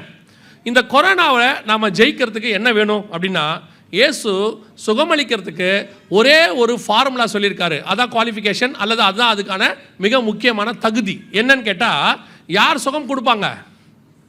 யாரால சுகமளிக்கிற வல்லமை கிரியை செய்யும்? விசுவாசிக்கிறவர்களால் நடக்கிற அடையாளங்களாவன, வியாதியஸ்தர் மேல் கரங்களை வைப்பார்கள், அவர்கள் சொஸ்தமாவார்கள். அப்போ இந்த சுகமளிக்கிற வரம் கிரியை செய்யணும்னா அவருக்கு என்ன வேணும்? நமக்கு விசுவாசம் வேணும். விசுவாசம் எதனால வரும்? கேள்வினா கொஸ்டின் கிடையாது, கேட்கறதுனால தான் விசுவாசம் வரும். கடந்த 20 வருஷமா விசுவாசத்துக்கு ஏதுவான வார்த்தைகளே திருச்சபைகள் கிடையாது. நீங்க கடந்த 10 வருஷமா 15 வருஷமா சபை, நான் எல்லாரையும் சொல்லல, ஒரு 10% சபைகள் கரெக்டா இருக்கு. 90% சபைகளுக்குள்ள விசுவாச வார்த்தை போய் ஆசீர்வாத வார்த்தை உள்ள வந்துடுச்சு. உள்ள செழிப்பின் உபதேசமோ எல்லா உபதேசமும் உள்ள வந்ததனுடைய விளைவு, நீங்க கேட்கறது எல்லாமே விசுவாசத்துக்கு ஏதுவா இல்லை. பைபிளில் கொடுக்கப்பட்டிருக்கிற பழைய ஏற்பாட்டு சம்பவங்கள் அத்தனையும் எதுக்கு தெரியுமா? உங்கள் விசுவாசத்தை வர்த்திக்க பண்ணுவதற்கு. பிரச்சனை வரும்போது அந்த பிரச்சனைக்கு தேவையான ஒரு ரெமிடியை ஏற்கனவே பைபிளில் யாரோ ஒருத்தருக்கு கர்த்தர் கொடுத்துருப்பாரு. அதை படிக்கும் போது உங்களுக்கு என்ன வரணும்? விசுவாசம் வளரணும். அதை செஞ்ச ஆண்டவர் எனக்கும் செய்ய வல்லமை உள்ளவர். செங்கடலை பிளந்து பார்வோன் கையிலிருந்து ஆண்டவர் என்ன பண்ணியிருக்கிறாரு? விடுதலை ஆக்கி இருக்கிறாரு. அந்த தேவன் இன்னும் ஜீவனோடு இருக்கிறாரு. கடல் போல பிரச்சனை வந்தாலும் அதிலிருந்து கர்த்தர் என்னை விடுதலை ஆக்குவார். அதுதான் விசுவாச வார்த்தை. கடந்த 2000 வருஷமா சபையில தான் போதிக்கப்பட்டது. இப்ப கடந்த ஒரு 20 வருஷம் 30 வருஷமா சபைகளுக்குள்ள விசுவாச வார்த்தை போகல. சபை ஃபுல்லாக ஆசீர்வாதத்தை பேசுது. காரணம், இன்னொரு காரணம் என்னன்னா, விசுவாசிகள் தான் அதுக்கும் காரணம். ஒரு வகையில் உங்களுக்கு இந்த மாதிரி கடினமான வார்த்தைகள் பேசினா என்ன செய்யாது, பிடிக்காது. உங்களுக்கு என்ன வார்த்தை பேசணும், வந்து உட்கார்ந்தவனே சொல்லணும், இங்கே ஒரு சகோதரி இருக்கிறார், அவர் மிகுந்த துக்கத்தோடு வந்திருக்கிறார், கர்த்தர் சொல்லுகிறார் ஒரு கண்ணீரை துடைப்பேன் என்று. எந்த சகோதரி கண்ணீர் இல்லாமல் இருக்கிய? யார் இல்லாமல் இருக்கீங்க? கர்த்தர் உங்கள் 2 கண்ணிலையும் 2 மோட்டர் கொடுத்துருக்கிறார். அது இமீடியட்டாக ஸ்டார்ட் ஆகும், கரண்ட்டே இல்லாமல் இமீடியட்டாக நிற்கும். ஆனால் உங்களுக்கு அதை கேட்கும் போது எவ்வளோ சந்தோஷமாக இருக்குது. அவர் 19 அடித்து விடுறாரு. உங்களுக்கு அவர் என்னத்தான் சொன்னார், கர்த்தர் துக்கத்தோடு இப்படி கேட்டு கேட்டு கேட்டு உங்களுக்கு இந்த விசுவாச வார்த்தையை கேட்டாலே இப்போ எப்படி இருக்கு? இப்போ என்ன சொல்லிடுவீங்க, அடுத்த வருஷம் எம்டி ஜெகனா பார்த்து செய்யுங்க, வருஷம் அந்த ஆளையே கூட்டின்னு வரீங்க, அந்த ஆள் யுத்தம் வருன்றான், கொள்ளை நோய் வருன்றான், பஞ்சம் வருங்கிறான், ஏதோ ஒரு நல்ல ஆளை பிடிச்சி போடுங்கய்யா ஒரு 3 நாளைக்கு. தோணுது தானே இல்லையா? அன்றைக்கி எங்களுடைய நிகழ்ச்சி நேற்று வரைன்னு ஒன்று போடுறோம், நாங்கள் வாரத்துக்கு ஒன்று போடுறோம். அது ப்ரீமியர், அதாவது ஒரு 9 மணிக்கு வரும்னு வச்சுங்களேன். 8:30 மணிக்கு கொஞ்சம் பேர் முன்னாடியே வந்துடுவாங்க. அதில் ஒருத்தர் மெசேஜ் போடுறாரு, நான் சும்மா பார்த்துட்டு உட்காந்துருக்கேன். அதில் ஒருத்தர் மெசேஜ் போடுறாரு, ஆண்டவா இந்த ஆள் இன்னைக்காவது நல்லபடியாக பேசணும் ஆண்டவான்னு போடுறாரு. யோசிச்சு பாருங்க. இப்போ இப்படிலாம் சொல்கிறது இப்போ அவருக்கு எப்படி இருக்குது? எல்லாருக்கும் கஷ்டமாக இருக்குது. என்ன கேட்க விரும்புகிறோம்? நம்ம வார்த்தைகள் இப்போ எப்படி ஆயிடுச்சு? காதுக்கினிய பிரசங்கம். நான் இப்பவும் சொல்கிறேன், காதுக்கினிய பிரசங்கத்தை கேட்கறது தப்பு இல்லை, அது மட்டும்தான் கேட்பாங்கிறது தான் தப்பு. 4 வாரம் இருக்குது, 5 வாரம் இருக்குது, ஒரு வாரத்தில் நல்ல ஆசீர்வாதத்தை கேளுங்க, வேணான்னு சொல்லலை. 4 வாரத்தில் ஒரு வாரம் பரிசுத்தத்தை கேளுங்க, ஒரு வாரம் நியாய தீர்ப்பு கேளுங்க, ஒரு வாரம் விசுவாசத்தை கேளுங்க, ஒரு வாரம் இந்த மாதிரி விஷயத்தை கேட்டால் தானே. இப்போ நான் 5 சப்ஜெக்ட் இருக்குது, 5 சப்ஜெக்டும் படிக்க வேண்டாமா? எனக்கு தமிழ் தான் பிடிக்கும்னு நல்லா தமிழை படித்து சயின்ஸில் ஃபெயில் ஆனாலும் ஃபெயில் தானே. எனக்கு மேக்ஸ் பிடிக்கும்னு சொல்லிட்டு ஹிஸ்ட்ரியில் ஃபெயில் ஆனால் ஃபெயில் தானே. 5 சப்ஜெக்டையும் படிக்கணும் இல்லை? பைபிளில் எல்லாம் தானே கொடுக்கப்பட்டிருக்கு உங்களுக்கு. இப்போ கடந்த 15 வருஷம், எனக்கு தெரிஞ்சு 20 வருஷம் இப்படியே தான் ஆசீர்வாதத்தை பேசி ஆசீர்வாதத்தை பேசி ஆசீர்வாதத்தை பேசி விசுவாசத்தில் பலவீனமாக்கியாச்சு. உங்களுக்கு நீங்கள் என்ன நினைக்கிறீர்களோ கர்த்தர் அதை கொடுப்பார். எப்படா கொடுப்பாரு? யோசிச்சு பாருங்கள். நீங்கள் நினைக்கிறதெல்லாம் கொடுத்தா என்னத்துக்கு ஆகும்? உலகத்தானுக்கு தெரியுது நினைப்பதெல்லாம் நடந்து விட்டால் தெய்வம் ஏதும் இல்லை. அவன் சொல்கிறான் நினைக்கிறதெல்லாம் நடக்காதுன்னு. நம்மால் சொல்கிறான் நீ கேளு, கேட்கறத எல்லாம் கர்த்தர் கொடுத்துருவார். எப்படி கொடுப்பார் கேட்கறது எல்லாத்தையும்? நீங்கள் கேட்பீங்க, திடீர்னு ஜனாதிபதி அமெரிக்கா பதவி கொடுக்க முடியுமா? அமெரிக்காவுக்கு முதல்ல சிட்டிசனே ஆக முடியாது. நீங்கள் நம்ம கேட்கறது எப்படி கிடைக்கும்? அவன் கேட்குறான், நான் வந்து நல்ல சிகப்பா உயரமா 2 லட்ச ரூபா சம்பாதிக்கிற மாதிரி முடி நீளமா ஒரு பொண்ணு வேணும்னு. அப்படியே இவனை பார்த்தா ஆப்போசிட்டாக இருக்கான். கேட்கறதுக்கு ஒரு, நான் என்ன சொல்கிறேன், கிடைக்காதுன்னு சொல்லலை. உனக்கு என்ன தேவையோ அதை பரலோகம் ரெடி பண்ணி வச்சிருக்கு, அதை கொடுத்துட்டு போகுது.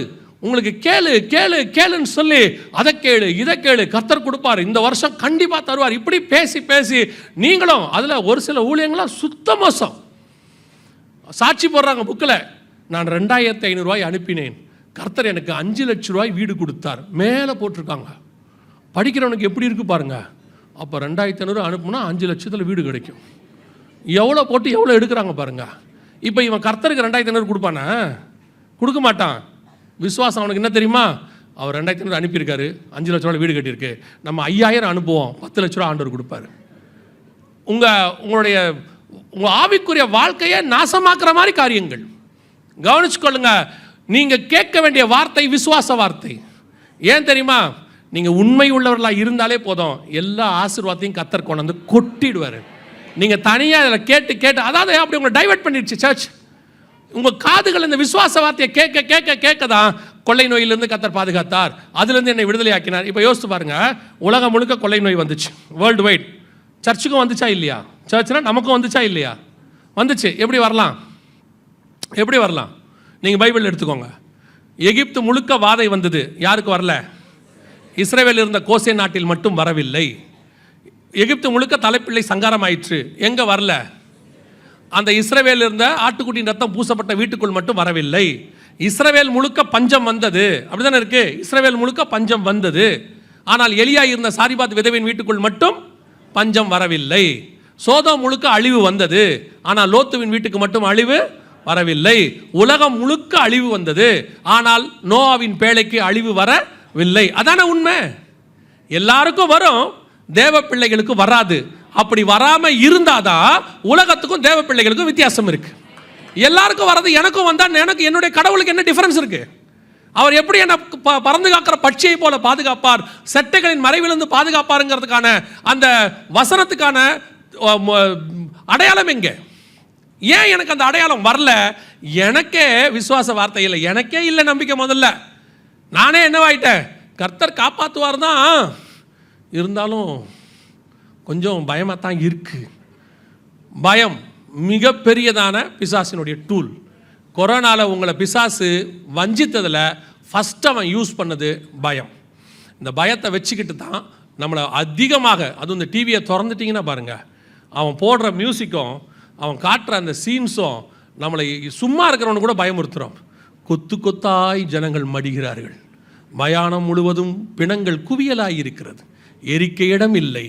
நீங்கள் போய் ஹாஸ்பிட்டலை பாருங்கள், ஐசியூவில் பெட் இல்லை. இதை காட்ட காட்ட நம்மளுக்கு என்னவா இருக்க, நல்லா இருக்கிறோம் வீக் ஆகிடுறான். நான் தான் சொன்னேன், கொரோனாவில் ஒரே ஒரு நல்லது நடந்துச்சு. என்ன நல்லது நடந்துச்சு தெரியுமா? ஒருத்தர் எனக்கு ஃபோன் பண்ணார். ஃபோன் பண்ணி, பிரதர் இம்மிடியட்டாக எங்கேயாவது ஞானஸ்தானம் எடுக்கலாமான்னு கேட்டார்.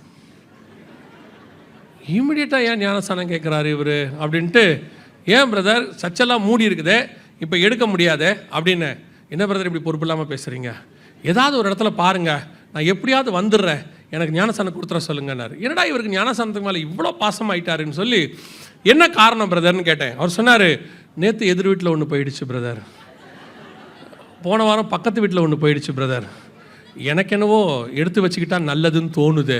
இவருக்கு உயிரோடு இருப்பன்ற நம்பிக்கை இல்லை, ஞானஸ்தானம் எடுத்துக்கிட்டு போனாலும் பரலோகத்துக்கு போகணுங்கிற ஒரு எண்ணம். இது ஒன்று தான் கொரோனாவில் நல்லது நடந்துச்சு. சும்மா இருந்தவங்களுக்கு கூட என்ன வந்துருச்சு, ஆவிக்குரிய பயம் ஒன்று வந்துருச்சு. அவர் நான் சொன்னேன், இப்போதைக்கு எடுக்க முடியாது, சபையெல்லாம் திறக்கட்டும், கொஞ்சம் வெயிட் பண்ணுங்க அப்படின்னு. அப்போ அவர் சொன்னார், அது வரைக்கும் என்ன பண்ணணும் பிரதர்னாரு, சாகாமல் பார்த்துக்கோங்கன்னு சொன்னேன். அவ்வளோதானே செய்ய முடியும், வேறு என்ன செய்ய முடியும்? இன்றைக்கி நிறைய பேர் கொரோனா நேரத்தில் பயம், அதாயிடுமோ இதாயிடுமோ. அதுக்கு காரணம் என்ன? இது ஒரு செயின். நீங்கள் 10 வருஷமாக விசுவாச வார்த்தைகளே என்ன செய்யல, கேட்கல, அதை கேட்க விருப்பப்படலை. அதனுடைய விளைவு ஒரு சின்ன, அது வந்து ஒரு கிருமி தான், அவ்வளோதான். இப்போவும் இருக்கு. பில்கேட்ஸ் சொன்னார், கடைசியாக ஒருத்தருக்கு கொரோனா கிருமி இருக்கிற வரைக்கும் நாம் அந்த வேக்சின் போட்டுக்கிட்டே இருக்கணும், ஏன்னா அது திருப்பி திருப்பி பரவுனார். இப்போ இல்லை பாருங்க, நம்முடைய பாடியோட இம்யூனிட்டி பவர் அதுக்கு என்ன ஆயிடுச்சு, அதுக்கேற்ற மாதிரி மாறி நம்ம கொரோனாவை எதிர்க்கக்கூடிய சக்தி நம்ம பாடிக்கு வந்துருச்சு. இன்றைக்கி என்ன நடக்குது? விசுவாசிக்கு பயம். முதல் பாயிண்ட், நாம் ஏன் கொரோனாவில் பாதிக்கப்பட்டோம்? நாம் ஸ்பிரிச்சுவலி விசுவாசத்தில் வளரல. மனுஷகுமாரன் வரும்போது விசுவாசத்தை காண்பாரோ, சபை விசுவாசத்தில் பலகீனமாக இருக்குதுங்கிறத தெரியப்படுத்துறதுக்கு கொரோனா ஒரு வாய்ப்பாக மாறிடுச்சு. இப்போவும் சொல்கிறேன் விசுவாசிகளுக்கு, சும்மா அந்த ஆசீர்வாத செய்தியே கேட்டுக்கிட்டு இருக்காதீங்க.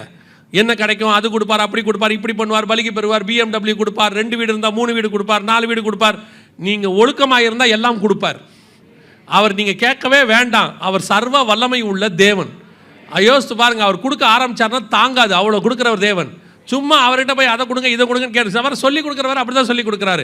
நீங்கள் கேட்கும் போது எப்படி கேட்கணுமா, பர்டிகுலராக அந்த காரு, அந்த காருடைய கலரு, அதில் இருக்கக்கூடிய மாடல் எல்லாம் கேட்கணுமா. ஏன்னு சொன்னால் ஆண்டவருக்கு அதெல்லாம் தெரியாது பாவம். ஏன்னா அது மாடர்ன் இருக்குல்ல, மாடர்ன் ஏஜில் இருக்கிற காரை பற்றி ஆண்டவருக்கு தெரியாது. கேட்கும் போது எப்படி கேட்கணும், என்ன கலர் வேணும் ஆண்டவரே. ஒரு ஆள் என் கூட வந்துவிட்டு ரோட்டில் பேசிகிட்டே போகிறோம், திடீர்னு ஒரு கார் மேலே கை வச்சு ஜெபம் பண்ணுறாரு. நான் கேட்டேன், எதுக்கு இவர் கார் மேலே கை வச்சு ஜெபம் பண்ணுற, என்னையா பண்ணுறேன்னு கேட்டேன். இல்லை, அந்த பிரதர் சொன்னார், நீ எது மேலே கை வச்சு ஜெபம் பண்ணுறியோ கர்த்தர் அதை உனக்கு தருவார், அதுக்கு பேர் கிளைம் பண்ணுறது அப்படின்னாரு. நான் சொன்னேன், அந்த காரை தரமாட்டார் ஆண்டவர்னு சொன்னேன். உடனே அவருக்கு என் மேலே கோவம் வந்துட்டு, நீ எப்போ பார்த்தாலும் இப்படி தான் அவிசுவாசமாக பேசுகிற, ஏன் கர்த்தர் தரமாட்டார்? அது இன்னொருத்தன் காரு, அவன் வாங்கி வச்சுருக்கான், அதை எப்படி உங்கள்கிட்ட தருவார்? நீ கேட்கும் போது என்ன கேட்கணும், அந்த மாதிரி ஒன்று கொடுங்கன்னு கேட்டாலும் நியாயம். நீ பாட்டு கையை வச்சுவிட்டு, ஆண்டவர் இந்த காரை எனக்கு தந்ததுக்காக சோத்திரம் அப்படின்னா எப்படி தரும்? அதான் அவன் வாங்கி வச்சுட்டானே. நல்ல வேலை அந்த ஆள் காரை விட்டுட்டு ஷாப்பிங் போயிருக்கான், உள்ள மனைவி பிள்ளையை விட்டுட்டு போயிருந்தானா இவர் ஜெபம் பண்ணியிருக்காரு, என்னென்னலாம் கிடைக்கும் திருப்பி அவருக்கு. கேட்கும் போது எதை கேட்குறோம், எப்படி கேட்குறோம், எதையுமே இல்லை. சொல்லி கொடுத்துட்டாங்கன்னா போதும், அதை கேளுங்க இதை கேளுங்க. இப்பவும் சொல்கிறேன், நீங்கள் கேட்காம கொள்ளாமல் தான் ஆண்டவர் தாய் தகப்பனை நம்ம கொடுத்தாரு. எந்த தாய்க்கு தவங்கிட்ட வளரணும்னு ஆண்டவருக்கு தெரிஞ்சிச்சு. நீங்கள் ஒன்றுமே கேட்காம ஒரு 10-12 வருஷம் நம்ம ஒன்றுமே அறியாத காலம், அப்போவே கர்த்தர் உங்களை என்னையும் பத்திரமாய் பாதுகாத்து கொண்டு வந்துட்டார். இனியும் நடத்த வல்லமை உள்ளவராக இருக்கிறார். போய் முழங்கால் போட்ட உடனே அதை கொடுங்க. இது சில ஆட்கள்லாம் ஜெபம் பண்ண வந்தாலே ஆண்டவர் டென்ஷன் ஆயிடுறார். வரும்போதே எழுதிக்கிட்டே வருது, என்னென்ன வேணும்னு எழுதிக்கிட்டே வருது. அதுக்கு பேர் லிஸ்ட் ஆஃப் கம்ப்ளைண்ட்ஸ். வரும்போதே வந்து உட்காந்து ஆண்டவரே அப்படின்னு. இப்போ நான் ஆண்டவராக தான் நினைப்பேன், வரும்போதே வந்துடுச்சா இப்போ பாரு அழுவும் பாருன்னு நான் நினைப்பேன். சில ஆட்கள் என்னமோ ஆண்டவருக்கு தெரியாத மாதிரி வரிசையாக எழுதி வச்சுட்டு அதில் ஜெபம் பண்ணிட்டு போகும்போது ஒரு குறிப்பு விட்டாச்சுன்னா திருப்பி வந்து முழங்கால் போட்டு ஆண்டவர் இந்த குறிப்பை விட்டுட்டேன்ப்பா நீங்கள் மறந்துடாதீங்க. என்ன ஆண்டவருக்கு தெரியாதா நமக்கு என்ன தேவை என்பதை? நமக்கு என்ன தேவை என்பதை நம்முடைய பரமபிதா முன்பே அறிந்திருக்கிறார். நம்ம வளர வேண்டியது வேற, வசனத்தில் வளரணும், விசுவாசத்தில் வளரணும். இப்போ 2வது பாயிண்ட், நீங்கள் விசுவாசத்தில் வளர்ந்திருப்பீர்களானால் கொரோனாவில் கர்த்தர் உங்களை கொண்டு இன்னொரு காரியம் செஞ்சிருப்பார். என்ன செஞ்சிருப்பார் தெரியுமா? எங்கேயுமே மெடிசன் கிடையாது, ஆனால் சபைக்குள்ள அந்த ஹீலிங் பவர் அல்லது ஹீலிங் கிஃப்ட் ஆப்ரேட் ஆகிருந்துச்சுன்னா ஜனங்கள் மருந்து இல்லாமல் அலைஞ்சவங்க அத்தனை பேரும் நீங்கள் கூப்பிடாமே சபைக்கு தானாக வந்திருப்பார்கள். காரணம், இங்கே அற்புதம் நடக்கிறது, இயேசு சுகமளிக்கிறார் என்று சொல்லி கூரையை பிச்சுக்கிட்டு ஜனங்களை கொண்டு வந்து இறக்குற அளவுக்கு கர்த்தர் செய்ய வல்லமை உள்ளவராக இருந்திருப்பார். நடந்திருக்குமான்னு கேட்குறீங்களா? ஒரு கொரோனா நேரத்தில் ஆந்திராவில் ஒரு மனுஷன் என்ன பண்ணார், கண்ணில் மருந்து ஊற்றுறேன்னு சொன்னார். உங்களுக்கு ஞாபகம் இருக்குமான்னு தெரியல. கண்ணில் மருந்து ஊற்றுனா கொரோனா சரியாயிடும்ட்டு ஆந்திராவில் சொன்னார். அதில் வந்து லாஜிக்கே இல்லைன்னு டாக்டர்ஸ்லாம் சொன்னாங்க. ஏன்னா அது லங்ஸ் பிரச்சனை, கண்ணில் ஊற்றினா எப்படி சுகமாகும், லாஜிக்கே இல்லைன்னாங்க. ஆனால் உண்மை தெரியுமா உங்களுக்கு? அந்த கண்ணில் மருந்து ஊற்றினவங்க குறைஞ்சபட்சம் 5 லட்சம் பேர். அவர் கோடீஸ்வரன் ஆயிட்டார்.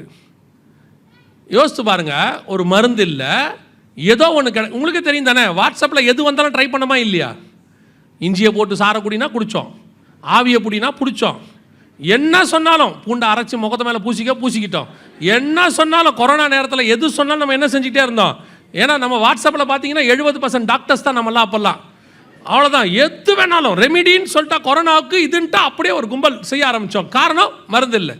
ஆனால் உண்மையிலேயே சபைக்குள்ளே அந்த வரம் கிரியை செஞ்சிருந்தா, திரளாய் ஜனங்கள் சுகமாகி இருந்தால் நீங்களும் நானும் சுவிசேஷம் சொல்ல வேண்டிய அவசியமே இல்லை.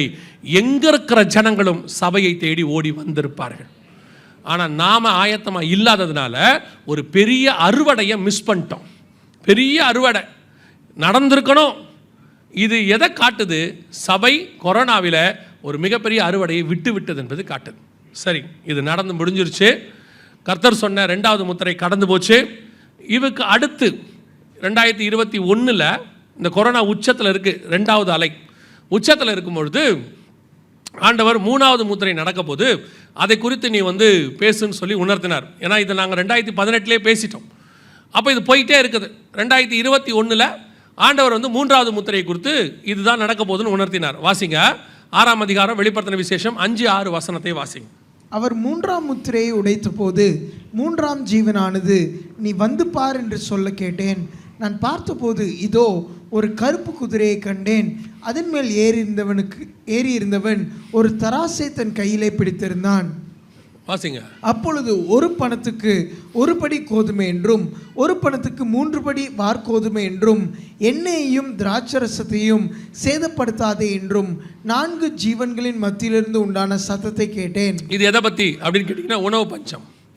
கொரோனாவுக்கு அதாவது அந்த கொள்ளை நோய்க்கு அடுத்து 2வது முத்திரைக்கு அடுத்து வரக்கூடியதான மிக முக்கியமான விஷயம் என்ன அப்படின்னு கேட்டிங்கன்னு சொன்னால், உணவு பஞ்சத்தை பற்றி பைபிள் சொல்லியிருக்கு. இப்போ நல்லா கவனிங்க, இது எல்லாம் இன்றைக்கி நேற்று எழுதுனது இல்லை, 1900 வருஷத்துக்கு முன்பாக எழுதப்பட்டது. இங்கேயே நீங்கள் எவ்வளோ பெரியவங்க இருக்கிறீங்க, நீங்கள்லாம் ஒரு 25 வருஷமாக பைபிள் படிக்கிறவங்க இருக்கிறீங்க, 50 வருஷமாக பைபிள் படிக்கிறவங்க இருக்கிறீங்க. உங்கள் பைபிள்லையும் இந்த வசனம் இருக்குது, 100 வருஷத்துக்கு முன்னாடி உள்ள பைபிள்லையும் இந்த வசனம்லாம் இருக்குது. ஏதோ நடக்க எழுதி வச்ச மாதிரி நீங்கள் நினச்சிக்க போறிய. பர்ஃபெக்டாக இதுக்கு அடுத்து 2வது முத்திரைக்கு அடுத்து 3வது முத்திரை எதை பற்றி பேசுதுன்னா, தராசை பிடித்திருந்தார், 1 பணத்துக்கு 1 படி கோதுமை என்றும் 1 பணத்துக்கு 3 படி வார்கோதுமை என்றும் எண்ணெயையும் திராட்சரசத்தையும் சேதப்படுத்தாதே என்று 4 ஜீவன்கள் மத்தியிலிருந்து உண்டான சத்தத்தை கேட்டேன் அப்படின்னு இருக்கு. அப்போ இது எதை பற்றி சொல்லப்பட்டிருக்கு அப்படின்னு கேட்டிங்கன்னா, உணவு பஞ்சத்தை பற்றி, தராசு எக்கானமி இதை குறித்து, இது என்ன பாதிப்பு வரும் எதை பற்றி அப்படிங்கிறதால 2021 இந்த பஞ்சங்கள் உலகம் முழுக்க வரப்போது. பர்டிகுலராக உணவு பஞ்சம். ஏன்னா அவன் தராசு கோதுமை பஞ்சம் ஆண்டவர் அங்கே சொல்லியிருக்கிறார். ஸோ உணவு பஞ்சம் வரப்போது அப்படின்னு சொல்லி 2021 வீடியோ போட்டுக்கிட்டு இருக்கிறோம். மிக துல்லியமாக 2022 அதுக்கான ஒரு தீர்க்க தரிசன நிறைவேறுதல் நடந்துச்சு. ஃபஸ்ட்டு 2021 மடகஸ்கர், ஹைத்தி இந்த நாடுகள்லாம் பஞ்சத்தில் விழுந்துருச்சு. யூஎன் அனௌன்ஸ் பண்ணாங்க, அஃபீஷியலாக உலகத்தில் பஞ்சம் அதிகரிக்க தொடங்கிருச்சு, ஹைத்தி போன்ற நாடுகள் பாதிக்கப்பட தொடங்கிருச்சுன்னு சொன்னாங்க. அப்போ அதை போடும்போது அவங்க யாருக்கும் ஹைத்தி தெரியாது, மடகஸ்கர் தெரியாது நமக்கெல்லாம். ஸோ அது எங்கேயோ என்னமோ நடக்குது போல் அப்படின்னு எடுத்துக்கிட்டோம். ஆனால் 2022 மே மாதத்தில் நமக்கு பக்கத்து நாடு ஸ்ரீலங்கா திவாலாச்சு. பர்டிகுலராக உணவு பஞ்சம் வந்து நாடே திவால் ஆயிடுச்சு.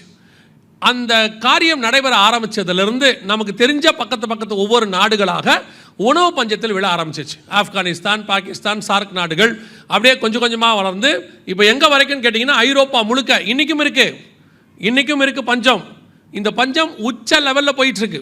ஒரு ஐநாவுடைய அறிக்கை சொல்லுது, 3 வேளை ஆகாரமும் நல்ல வீடும், அதாவது தங்குவதுக்கு வாடகை வீடோ சொந்த வீடோ, நல்ல வீடு தங்கிறதுக்கு, ஒரு போக்குவரத்துக்கு வாகனம் உள்ளவங்க 10% மக்கள் தான் உலகத்தில் இருக்காங்களாம்.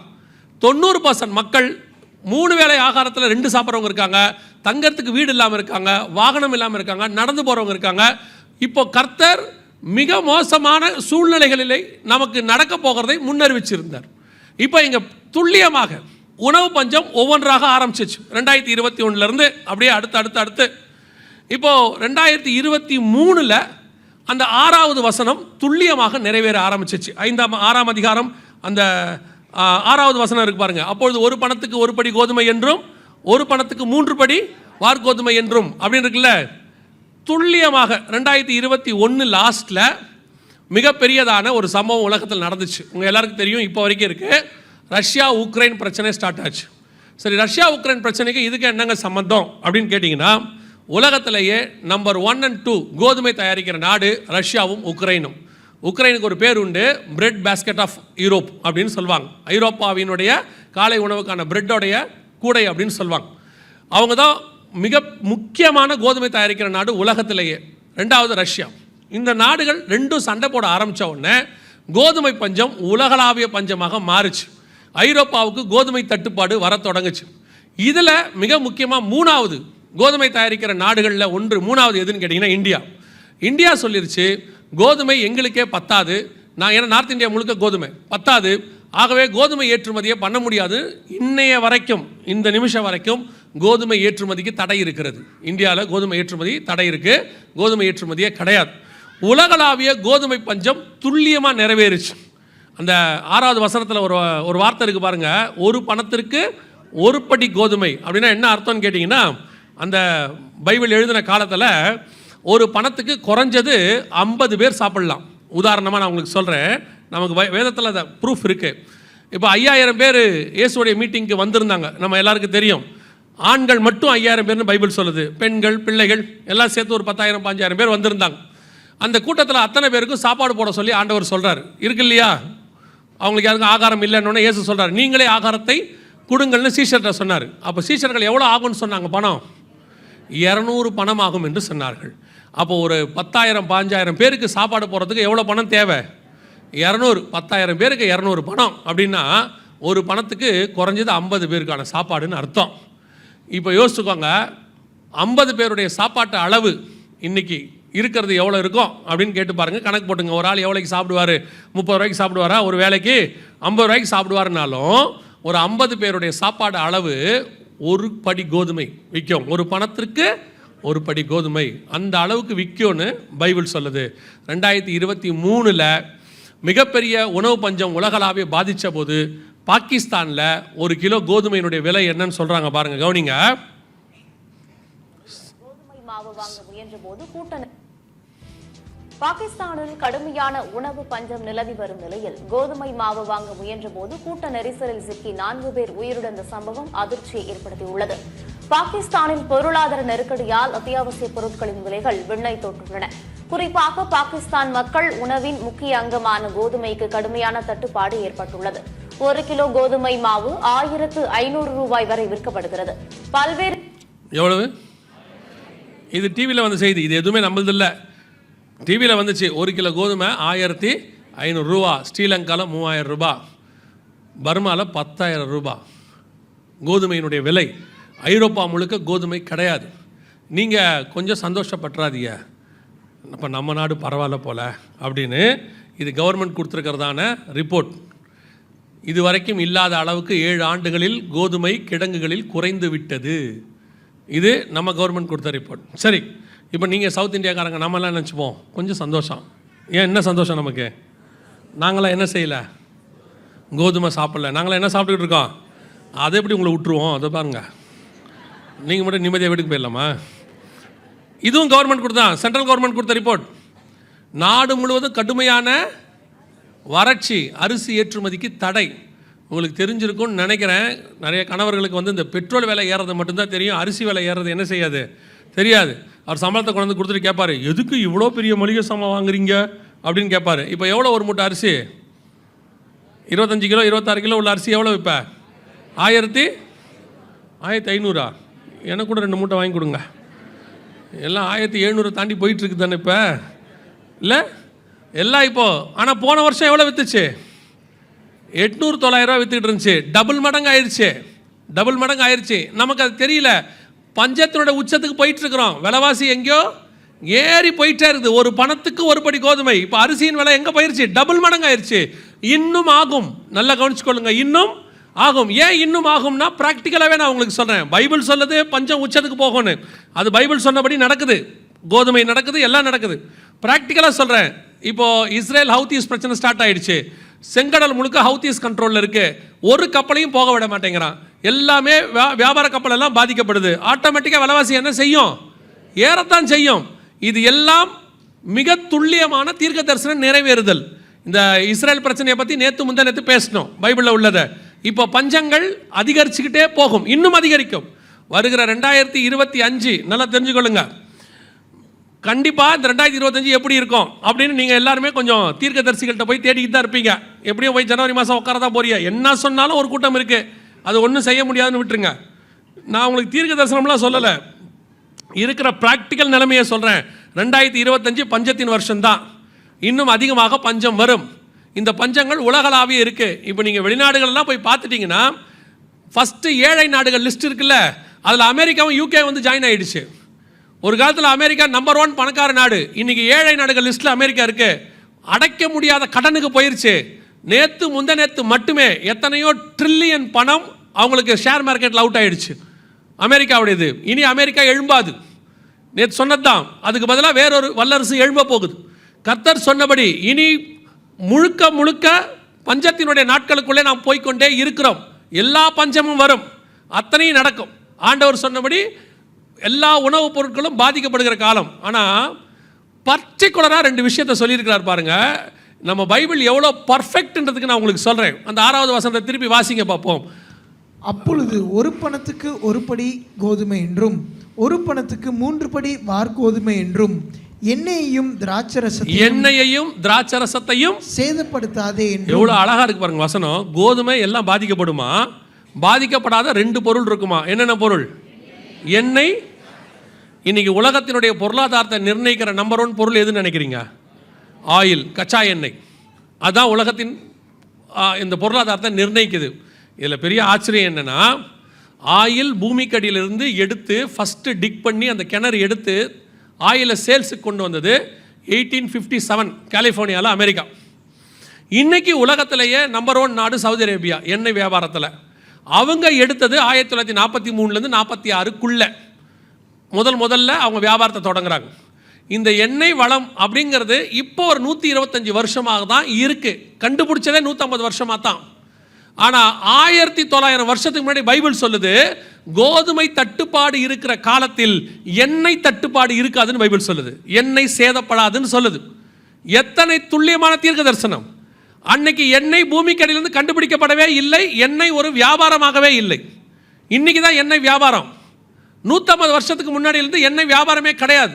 ஏன்னா கண்டே பிடிக்கல. இன்னைக்கு கண்டுபிடிச்சி வியாபாரத்தில் உலகத்தின் பொருளாதாரத்தை காப்பாற்றுற நம்பர் 1 பொருள் ஆண்டவர் எழுதி வச்சிருக்கிறாரு. 1 பணத்துக்கு 1 படி கோதுமை என்றும் 1 பணத்துக்கு 3 படி வார்கோதுமை என்றும் எண்ணெயையும் திராட்சை ரசத்துக்கு இங்கிலீஷில் ஒயின்னு இருக்கும். அதை உங்களுக்கு எக்ஸ்பிளைன் பண்ண வேண்டிய அவசியமே கிடையாது. பல நாட்டினுடைய பொருளாதாரத்தை ஒயின் தான் காப்பாற்றிக்கிட்டு இருக்கு. ஆமாவா இல்லையா? பல நாட்டினுடைய பொருளாதாரத்தை ஒயின் தானே காப்பாற்றிக்கிட்டு இருக்குது. நீங்கள் வேற இது தெரியாமல் குடிகாரர்கள் ரட்சிக்கப்படணும்னு ஜோம் பண்ணுறியா? இப்போ என்ன ஜோம் பண்ணலாமா வேணாமான்றீங்களா? நான் எப்படி எடுத்துக்கிட்டேன் தெரியுமா? வசனத்தின்படி எடுத்துக்கிட்டேன். எப்படி எடுத்துக்கிட்டேன்னா, இஸ்ரவேலர்கள் கீழ்ப்படியாமல் போனதே நமக்கு எவ்வளோ ஆசீர்வாதமாக இருக்குது. அவன் கீழ்ப்படிஞ்சா, ரோமரில் அப்படி தானே எழுதுறாரு, இஸ்ரவேலர்களுடைய கீழ்ப்படியாமையே இவ்வளவு ஆசீர்வாதமாக இருக்குமானால் அவன் கீழ்ப்படிந்தால் எவ்வளவு ஆசீர்வாதமாக இருக்கும்னு எழுதுறாரு. அதே மாதிரி தான் இந்த குடிகாரங்கள்லாம் குடிக்கிறதே ஒரு நாட்டுக்கு ஆசீர்வாதமாக இருக்குன்னு சொன்னால், அவங்க அத்தனை பேரும் மனம் திரும்பி ரட்சிக்கப்பட்டு ஆண்டவராக இயேசு கிறிஸ்துவை ஏற்றுக்கொண்டானா அந்த நாடு இன்னும் எவ்வளவு ஆசீர்வாதமாக இருக்கும் பாருங்க. அல்லேலூயா. அப்படி தான் ஏற்றுக்கணும். அவங்க மன திரும்பத்துக்கு ஜெபம் பண்ணுங்க. ஏதோ அவங்களால தான் பொருளாதாரம் பாதிக்கப்படாமல் இருக்குன்னு விட்டுற போறியா? இவர் சொன்னார் ஒயின் தான் இருக்குது பரவாயில்ல அப்படின்னு. நல்லா கவனிச்சுக்கொள்ளுங்க. 6ஆம் அதிகாரம் 6ஆம் வசனம் வெளிப்படுத்தின விசேஷத்தில் சொன்னது 1900 வருஷத்துக்கு முன்னாடி பைபிளில் சொன்னது இன்னைக்கு நம்ம காலத்தில் நம்ம கண்ணுக்கு முன்னாடி துல்லியமாக நிறைவேறி கொண்டு இருக்கு. இப்போ கொரோனா வரப்போகுது அப்படின்னு சொல்லி WHO சொன்னாங்கன்னு சொன்னேன் இல்லையா? இப்போ பஞ்சம் வரப்போகுதுங்கிறத UN சொல்லியிருக்கிறாங்க. இங்கே பாருங்க, இது சேம் வேர்ட். என்ன வேர்டை சவுண்ட் வைங்கப்பா? உணவு தட்டுப்பாட்டால் உலகம் பேரழிவை சந்திக்கும் என்று ஐநா பொதுச் செயலாளர் அன்டோனியோ குட்டரஸ் எச்சரிக்கை விடுத்துள்ளார். ஜெர்மன் தலைநகர் பெர்லினில் பணக்கார மற்றும் வளரும் நாடுகளைச் சேர்ந்த அதிகாரிகள் பங்கேற்ற கூட்டம் நடந்தது. இந்த கூட்டத்தில் கலந்து கொண்டு பேசிய ஐநா பொதுச் செயலாளர் அன்டோனியோ குட்டரஸ், பருவநிலை மாற்றம், கொரோனா ஆகியவை முன்னெப்போதும் இல்லாத அளவிற்கு பட்டினி பிரச்சினையை உருவாக்கின என தெரிவித்தார். உணவு கிடைக்காத பிரச்சினை உலக அளவில் உணவு தட்டுப்பாடாக மாறும் என்றும், உணவு தட்டுப்பாட்டால் உலகம் பேரழிவை சந்திக்கும் எனவும் எச்சரித்தார். அதனை சமாளிக்க ஐநா அதிகாரிகள் சமாதான நடவடிக்கையை மேற்கொண்டு வருகிறார்கள் எனவும் தெரிவித்தார். இவங்களே தான் 2018 கொரோனா மாதிரி ஒரு வியாதி டிசீஸ் எக்ஸ் வரப்போகுதுன்னு சொல்லி அனௌன்ஸ் பண்ணாங்க. 2019 லாஸ்ட்டில் வந்துச்சு. மிகப்பெரியதான ஒரு உயிரிழப்பை நாம் பார்த்தோம். இவங்களே தான் UN இப்போ சொல்லியிருக்கிறாங்க. WHO யூஎனுடைய இன்னொரு ஆர்கனைசேஷன்.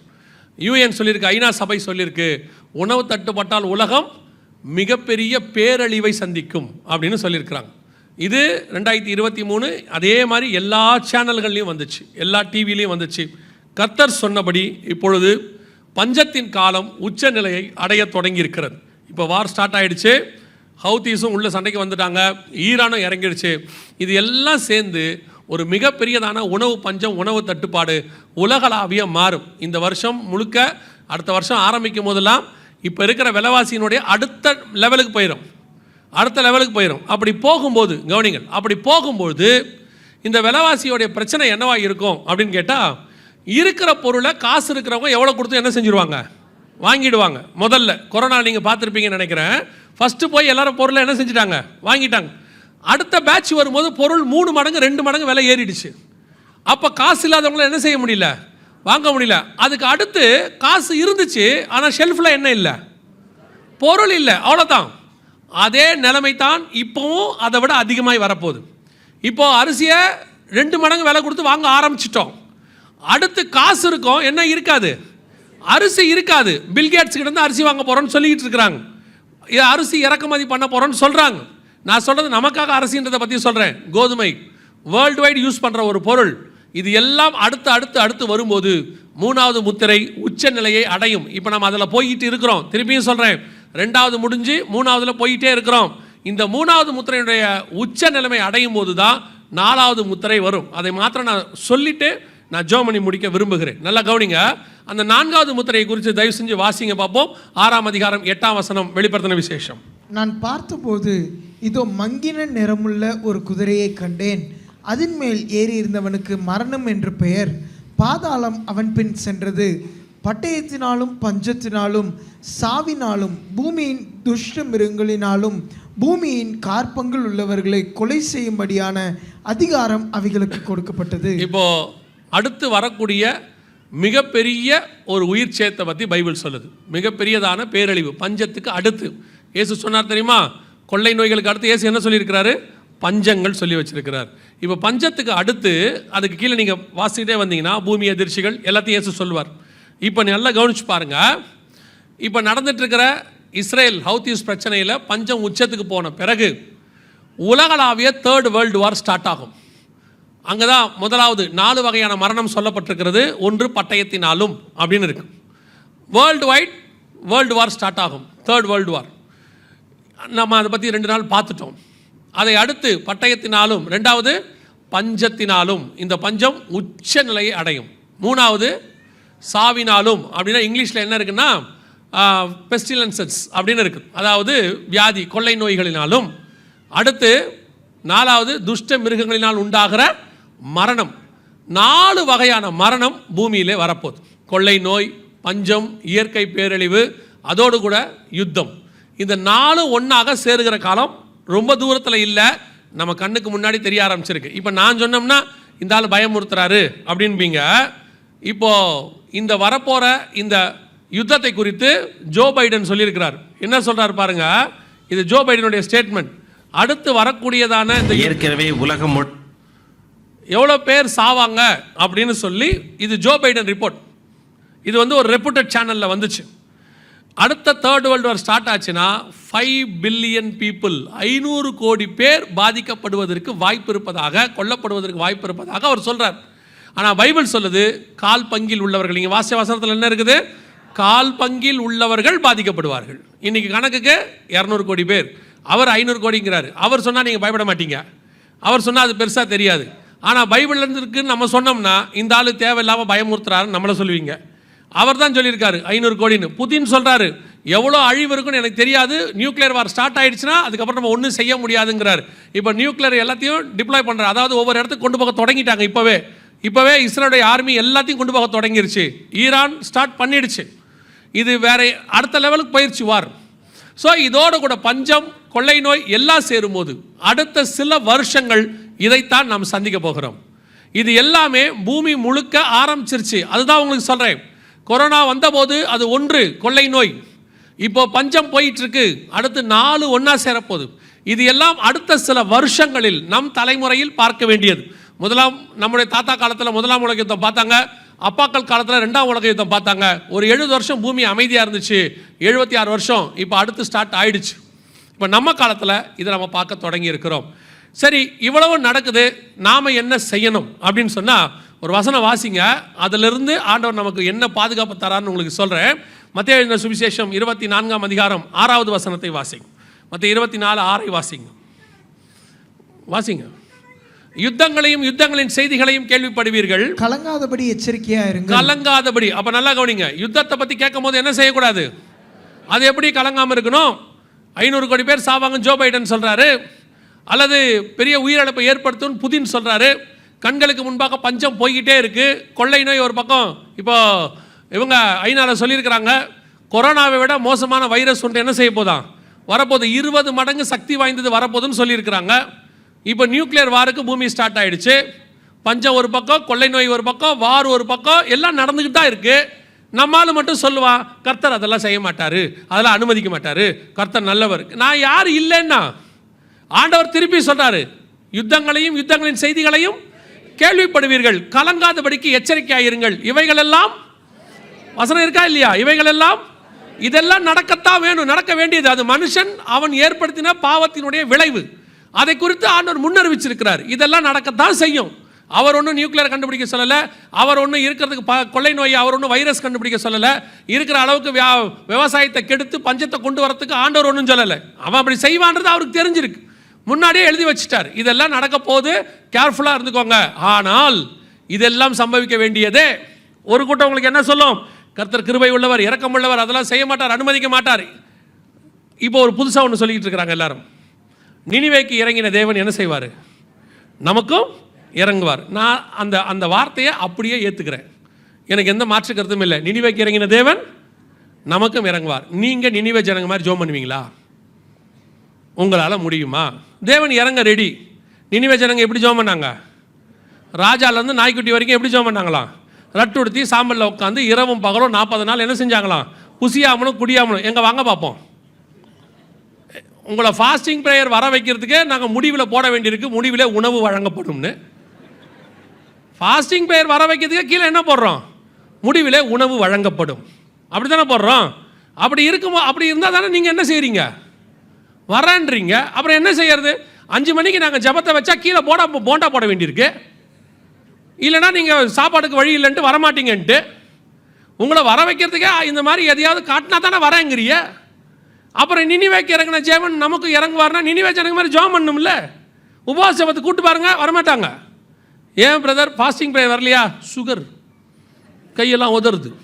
12 மணிக்கு மேலே நம்மளால் ஒன்றும் முடியாது. ஆனால் சொல்கிறது மட்டும், நினிவேக்கு இறங்கின தேவன் எனக்கும் இறங்குவார் மாட்டார். நீங்கள் அந்த மாதிரி ஜெபம் பண்ணுங்க, இறங்க போகிறாரு.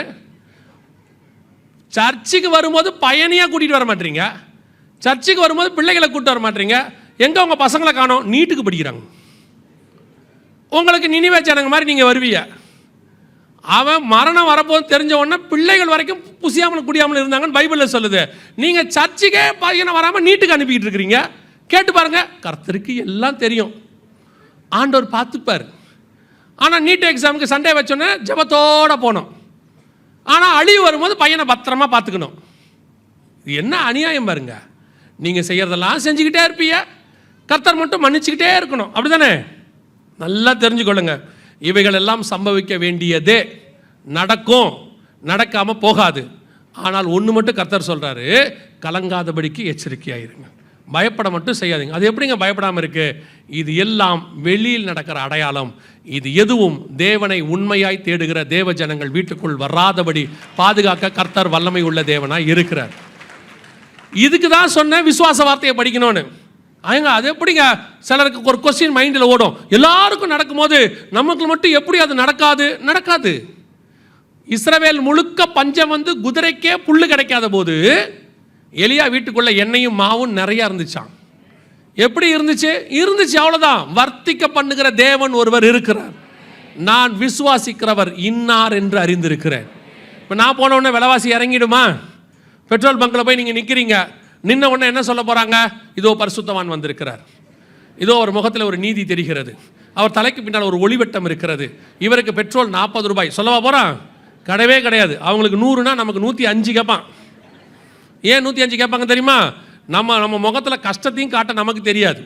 நம்ம கடன் கேட்க போனாலே நல்லா நீட்டாக ட்ரெஸ் பண்ணி கடன் கேட்க போகிறோம். நம்மளை போய் கடன் கேட்டாலே அந்தாலும் என்ன சொல்கிறான்? கடன் யார்? நீங்கள் நம்மள்ட போங்க சார். நம்மளால் கடன் கேட்கவே காரில் போகிறான். நமக்கு ஆண்டவரை ஏற்றுக்கொண்டதுனால கர்த்தர் ஒரு ப்ரெசன்ஸ் நம்ம முகத்தில் கொடுத்துருக்கிறாரு. நம்ம முகத்தில் சோகமே வராது. நம்மால் துக்கமாக இருந்தாலே பாட்டு பாடிக்கிட்டு தான் போவான். பார்க்குறவனுக்கு எப்படி இருக்குன்னு தெரியுமா?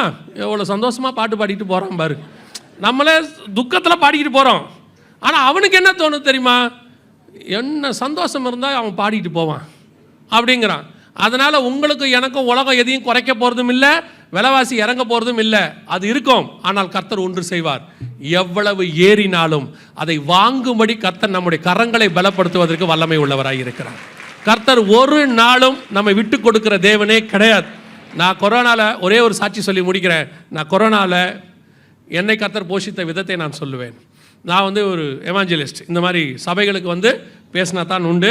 திடீர்னு 6 மாதம் சர்ச்சு மூடிட்டாங்க. மூடின பிறகு எங்களுக்கு சர்ச்சில் கூப்பிட்டா தானே இந்த மாதிரிலாம் நடக்கும். சபையே இல்லை. எப்படி எனக்கும் சர்ச்சு கிடையாது, மீட்டிங்கும் கிடையாது. அப்படி இருக்கும்போது எனக்கு எப்படி ஆஃபரிங்? வீட்டுக்கு வாடகை கட்டணும், கரண்ட் பில் கட்டணும், எவ்வளோ பிரச்சனை எனக்கு இருக்குது. அவ்வளோ இருக்கும்போது என்ன செய்யணும் அப்படின்னு சொல்லி யோசித்த போது கர்த்தர் என்னை யோசிக்கவே விடலை. ஆண்டவர் சொன்னார், நீ பாட்டு ஆன்லைனில் என்ன பண்ணணுமோ அதை என்ன செஞ்சிட்டே இரு. நான் சொல்லுவேன், எலியாவுக்கு காலையும் மாலையும் காக்கா வந்தா மாதிரி எங்கிருந்து வந்துச்சுன்னே தெரியாது. முன்ன பின்ன நான் பார்க்காத எத்தனையோ பேர் ஜிபேல அக்கௌண்ட்டில் அங்கேருந்து காலையும் மாலையும் போட்டுக்கிட்டே இருந்தாங்க. யார் போட்டாங்க என்ன போட்டாங்கன்னே தெரியாது. இவங்க யாருமே கொரோனாவுக்கு முன்னாடி போடல, அதான் முக்கியம். இவங்க எங்கே இருந்தாங்கன்னே தெரியாது. இந்த காக்காலாம் எங்கே இருந்துச்சுன்னே தெரியாது. வந்து போட்டுக்கிட்டே இருந்துச்சு. செப்டம்பர் மாதம் வரைக்கும் போடுது. நமக்கு மனசுக்கு சந்தோஷமாக இருக்குது. ஆண்டவரை இப்படியே போகட்டும். வீட்டில் உட்காந்தோமா, மீட்டிங்கை முடித்தோமா, அக்கௌண்ட்டில் வந்துச்சா, எடுத்தோமா, செலவு பண்ணோமா. ஆண்டவர் சொன்னார், கேரித்தாண்ட கரையில் உட்காந்தது போதும் ஏஞ்சி நட. நம்ம எப்போவுமே எப்படி தெரியுமில்ல, ஒரு இடத்துல உட்காந்து பழக்கப்பட்டுட்டோம்னா அடுத்து படுக்கத்தானே பார்ப்போம். ஆண்டவர் சொன்னார், நீ இது உனக்கு நான் ஏன்னா எனக்கு வந்து எப்போவுமே ஒரு உண்மையில் சொல்கிறேன், எனக்கு ஒரு ஸ்பிரிச்சுவல் பெருமை உண்டு. என்ன பெருமை உண்டுன்னா, எல்லா வாரமும் மீட்டிங்க்கு போவேன். ஸோ எனக்கு தேவையானதை கர்த்தர் கொடுத்துட்றாரு. யாருக்கிட்டையும் கேட்டதே கிடையாது, கர்த்தர் கொடுத்துருவாரு. கடன் கிடையாது, தேவையை சந்திக்கிறாரு. சந்தோஷமாக இருக்கிறேன். அதனால் என்னை பொறுத்த வரைக்கும் எல்லா வாரமும் மீட்டிங் இருக்கணும். கேன்சல் ஆனால் தான் டென்ஷன் ஆயிடுவேன் நான். ஐயோ 4 வாரத்தில் 1 கேன்சல் ஆகி போச்சு, அடுத்த வாரம் வாடகை கட்டணுமே, இப்படி யோசிப்பேன். அப்போது கொரோனா நேரத்தில் 6 மாதமும் கேன்சல். அப்போ ஆண்டவர் சொன்னார், நீ ஓடுகிறதுனால தான் பிழைக்கிறாய் என்று நினச்சி கொள்ளாத, உன்னை உட்கார வச்சு சாப்பாடை போடவும் என்னால் முடியும். ஆனால் இப்போ உட்காராத, ஏஞ்சி ஓடுனாரு. இப்போவும் சொல்கிறேன், நம் தேவனாகிய கர்த்தர் தேவைப்படும் போது கேரித்தாற்றங்கரையில் உட்கார வைத்து சாப்பாடு போடவும் வல்லமை உள்ளவராய் இருக்கிறார். தேவைப்பட்டால் சாப்பாடு போட்டு 40 நாள் இரவும் பகலும் நடக்க வைக்கவும் வல்லமை உள்ளவராய் இருக்கிறார். இன்னும் சொல்கிறேன், உலகம் முழுக்க பஞ்சம் வரும், அது 3ஆம் உலக யுத்தம், பட்டயம் வரும், கொள்ளை நோய் வரும். இது எதுவும் உங்களையும் என்னையும் சேதப்படுத்தாதபடி பாதுகாக்கிற தேவன் ஒருவர் இருக்கிறார். கொரோனாவில் என்னை பாதுகாத்த ஆண்டவர் உங்களையும் பாதுகாக்க வல்லமை உள்ளவராய் இருக்கிறார். நான் சொல்கிறேன், இன்னைக்கு நிற்கிறேன், நின்று கொண்டிருப்பதுக்கு கர்த்தர் ஒரு பெரிய காரணம். அந்த தேவன் இன்னும் ஜீவனோடு கூட இருக்கிறார். எப்படிங்க நடக்கும்? நீ விசுவாசித்தால் தேவனுடைய மகிமையை காண்பாய். சிலர் உலகம் என்ன சொல்லும், எப்படி நடக்கும் ப்ராக்டிக்கலாக சொல்லுங்க, அதுக்கு ஒரு ஃபார்முலா சொல்லுங்க, ஒரு இப்படி நடக்கும்னாவது சொல்லுங்க. ஆண்டவர் சொல்லாரு, நீ காற்றையும் காண மாட்டாய், மழையையும் காண மாட்டாய், தேசம் தண்ணீரால் நிரப்பப்படும். காரணம், கர்த்தர் சர்வ வல்லமை உள்ள தேவன். அவர் தேவைப்பட்டா கையளவு மேகத்தை பெருமழையா மாற்றவும் வல்லமை உள்ளவர். மேகமே இல்லாமல் மழையை கொண்டு வருவதற்கும் அவர் வல்லமை உள்ளவராய் இருக்கிறார். அல்லேலூயா. இனி கண்டிப்பாக முடிவு காலத்தை நோக்கி உலகம் போயிடுது. அவைகளுக்கு நடுவில் உங்களையும் என்னையும் மறந்து காக்கிற பட்சியை போல கர்த்தர் பாதுகாப்பார். இவைகளுக்கு நடுவில் வருகையும் வரும், எப்போ வேணாலும் வரும். நீங்கள் உடனே இன்னைக்கு சொல்லிட்டு போறாரு நாளைக்கு வரும்னு நினைக்காதீங்க. எப்போ வேணாலும் வரும். வருவதற்கு ஆயத்தப்படுகிற காலம் தான் நமக்கு இருக்கிறது. நமக்கு வேற காலமே இல்லை. நம்மளை பொறுத்த வரைக்கும் அவர் சந்திக்க ஆயத்தப்படணும். மற்றபடி நடக்க வேண்டிய சம்பவங்கள் எல்லாம் நடந்து கொண்டே இருக்கும். இவைகளுக்கு நடுவில் ஒவ்வொரு நாளும் எப்போ ஆண்டவர் வருவார் என்பது எதிர்பார்ப்பு மட்டும் சபைக்கு இருக்கணும். அல்லேலூயா. நேற்று சொன்ன காரியத்தை நான் சொல்லி முடிக்கிறேன். இந்த வருகையில் நான் போகணும், கைவிடப்பட்ட கூட்டத்தில் இருக்கக்கூடாது, இவ்வளவும் சம்பவிக்குது. இதையெல்லாம் சொன்ன இயேசு வருவேன்னு சொன்ன வாக்கு தத்தமும் என்ன செய்யும், நிறைவேறும். அவர் இவ்வளோ, ஏன்னா அவர் சொன்ன 100ல் 99 நடந்துட்டா 100வது என்ன செய்யும், நடக்க தான் செய்யும். ஸோ இதையெல்லாம் சொன்ன இயேசு திரும்பி வருவேன் என்று வாக்கு பண்ணியிருக்கிறார். சீக்கிரம் வருவேனார். அப்போ அந்த வருகையில் போகிறதுக்கு நான் என்ன செய்யணும்? 7 காரியங்கள் செய்யணும். நேற்று சொன்னேன், இன்றைக்கும் நான் சொல்லிட்டு முடிச்சிடறேன் நேற்று வராதவங்களுக்காக. முதலாவது, இயேசு கிறிஸ்துவின் ரத்தத்தினாலே பாவ மன்னிப்பின் நிச்சயத்தை பெற்றிருக்க வேண்டும். இயேசு என் பாவத்தை மன்னிச்சாருங்கிற நிச்சயம் வேணும். இயேசு வந்து மதம் மாற சொல்ல, பேர் மாற்ற சொல்ல, எதையும் சொல்ல. இயேசு சொன்னது ஒன்றே ஒன்று, மனம் திரும்புங்கள், பரலோக ராஜ்யம் சமீபமாக இருக்கிறது. உங்களுடைய பாவம் மன்னிக்கப்பட்ட நிச்சயம் வேணும். அதுக்கு நாங்கள் என்னங்க செய்யணும்? ஒன்றுமே செய்ய வேணாம். நீங்கள் இருக்கிற இடத்துல கண்களை மூடி, ஆண்டவரே என் பாவத்தை மன்னியும், உங்களுடைய பிள்ளையாக என்னை ஏற்றுக்கொள்ளும், உங்களுடைய ரத்தத்தால் கழுவுன்னு உண்மையாக சொல்லணும், இருதயத்தின் ஆழத்தில் இருந்து. ஏன்னா நாங்கள் முகத்தை பார்க்கிறோம், கர்த்தரோ இருதயத்தை பார்க்கிறார். நீங்கள் உண்மையாக சொல்லும்போது உங்கள் பாவங்களை அவர் மன்னிச்சாருன்னா உங்களுக்குள்ள ஒரு சந்தோஷம் வரும். அதற்கு பேர் ரட்சண்ய சந்தோஷம்னு பேர். வேற எதுனாலையும் அந்த சந்தோஷம் வராது. உங்கள் ஆத்மாவில் இருக்கிற பாவம் மன்னிக்கப்பட்ட உடனே அது சந்தோஷம் வரும். அந்த 51ஆம் சங்கீதத்தில் தாவீது சொல்கிறார் ரட்சண்ய சந்தோஷம்னு. அந்த சந்தோஷம் வரும். அதான் ஃபர்ஸ்ட். நான் வந்து தலைமுறையாக கிறிஸ்டினாக இருக்கிறேன், எங்கள் அப்பா அம்மா காலத்துலேருந்து இருக்கேன், நான் கூட ரட்சிக்க பண்ணுமா? அவங்களுடைய ரட்சிப்பு எனக்கு வராது. எப்படி அவங்க சாப்பிட்ற சாப்பாடு அவங்களுக்கு தானோ, அவங்க ரட்சிப்பு அவங்களுக்கு தான். உங்கள் ரட்சிப்பு உங்களுக்கு. நீங்கள் சின்ன பிள்ளையாக இருக்கிறீங்க, குழந்தையாக இருக்கிறீங்கன்னா அது வேறு. இப்போ நீங்கள் வளர்ந்து பாவம் செய்கிற இடத்துக்கு வந்துட்டீங்க. அப்போது அந்த பாவ மன்னிப்பு உங்களுக்கு உரியது. ஒருவன் தன் பாவங்களை அறிக்கை செய்து விட்டு விடுவான் ஆகிய அவன் தேவனிடத்தில் இரக்கம் பெறுவான். 2வது, பிதா குமாரன் பரிசுத்தாவின் நாமத்தினாலே தண்ணீரில் மூழ்கி ஞானஸ்தானம் எடுத்துருக்கணும். ஏன்னா விசுவாசம் உள்ளவனாகி ஞானஸ்தானம் பெறுகிறவனே ரட்சிக்கப்படுவான். ஞானஸ்தானம் எடுக்காமல் ரட்சிக்கப்பட முடியாது. காரணம் என்னென்னா, பழையவைகள் எல்லாம் ஒளிந்து போயின, எல்லாம் புதிதாயினங்கிறதுக்கு அடையாளம் தான் ஞானஸ்தானம். அதாவது உலகத்துக்கும் பரலோகத்திற்கும் பாதாளத்துக்கும் நம்ம சாட்சி கொடுக்குறோம். நான் பழைய காரியங்களுக்கு மரித்து விட்டேன், நான் புது மனுஷனாய் மாறிவிட்டேன். இதுதான் நம்ம செய்கிறோம். அந்த ஞானஸ்தானத்தை எடுக்கணும். நான் குழந்தையில் எடுத்தேன், சின்ன வயசில் எடுத்தேன், கொடிக்கு கீழே கொடுத்தாங்க, அங்கே கொடுத்தாங்க, இங்கே கொடுத்தாங்க, எதையும் பைபிள் சொல்லலை. பைபிள் சொல்கிற ஒரே ஞானஸ்தானம் தண்ணியில் மூழ்கி எடுக்கிற ஞானஸ்தானம். அதுக்கு பேர் பேப்டிசம்னு பேர். ஏன் அப்படின்னா கிரேக்க வார்த்தைக்கு பேப்டிசோ அப்படிம்பாங்க. பேப்டிசோனா மூழ்குதல்னு அர்த்தம்.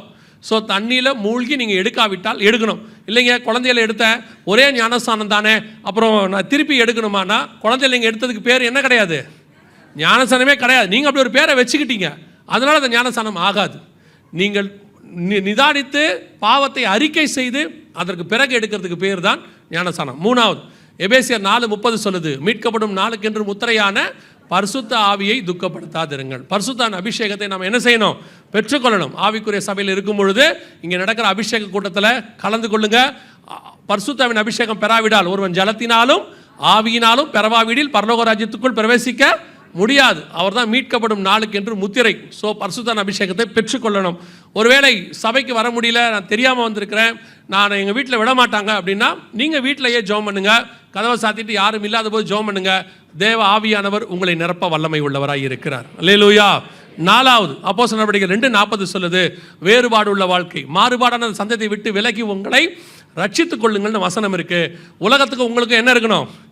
வித்தியாசம் இருக்கணும். உலகத்துக்கு ஒத்த வேஷம் தரிக்கக்கூடாது. நான் உலகத்துக்கு ஒத்த வேஷம் தரிப்பேன், அங்கே போனால் அந்த வேலை பார்த்துப்பேன், இங்கே வந்தால் இந்த வேலை பார்த்துப்பேன், அங்கே இருக்கும்போது சினிமா பாட்டு பாடிப்பேன், இங்கே வந்தால் சோத்திர பாட்டியும் பாடிப்பேன், அங்கே கெட்ட வார்த்தை பேசிப்பேன், இங்கே வந்தால் நல்ல வார்த்தை பேசிப்பேன்னா இல்லை. ஆண்டவர் தெளிவாக சொல்லிட்டாரு, கர்த்தர் தெய்வமானால் கர்த்தரிடத்தில் வாங்க, பாகால் தெய்வமானால் பாகால் இடத்துல போங்கள். 2 நினைவுகளால் குந்தி குந்தி நடக்கிறவர்கள் என்ன செய்ய முடியாது? நீங்கள் போய் சேர முடியாது. ஆண்டவர் தெளிவாக சொல்லி இருக்கிறார். சில நேரத்தில் அதை விட்டுட்டு வரதுக்கு கொஞ்சம் பேர் கஷ்டமாக இருக்குது. எப்படிங்க அதெல்லாம் விட்டு வரது? அதில் நஷ்டம் வராதா? வராது. நான் சொல்கிறேன், எல்லாத்தையும் விட்டுட்டு கிறிஸ்துவின் பின்னாடி வாங்க. அவர் நஷ்டப்படுத்தாமல் உங்களை உயர்த்தி ஒரு இடத்தில் உட்கார வைக்க வல்லமை உள்ளவராக இருப்பார் என்பதற்கு நான் சாட்சியாக இருக்கிறேன்.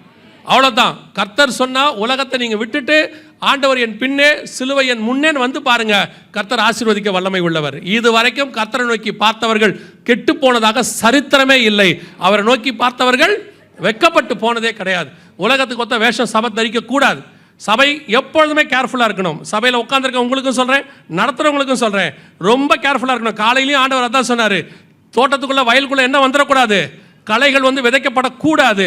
எல்லா ஃபேண்டசியான காரியம், காலத்துக்கு ஏற்ற மாதிரி மாடர்னைஸ்டு, இப்போ ஏற்ற மாதிரி டியூன்ஸு, நல்லா தெரிஞ்சுக்கொள்ளுங்க.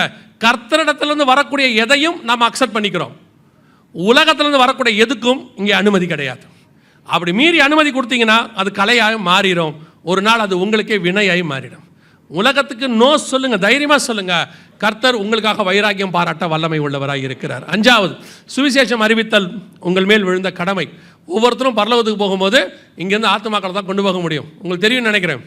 நீங்கள் வெளிநாட்டுக்கு போகும்போது அங்கே செலவு பண்ணுறதுக்கு அல்லது அங்கே நீங்கள் செட்டில் ஆக போகிறீங்கன்னா இங்கே இருக்கிற எல்லாத்தையும் அந்த ஊர் கரன்சிக்கு என்ன பண்ணிவிடுவீங்க?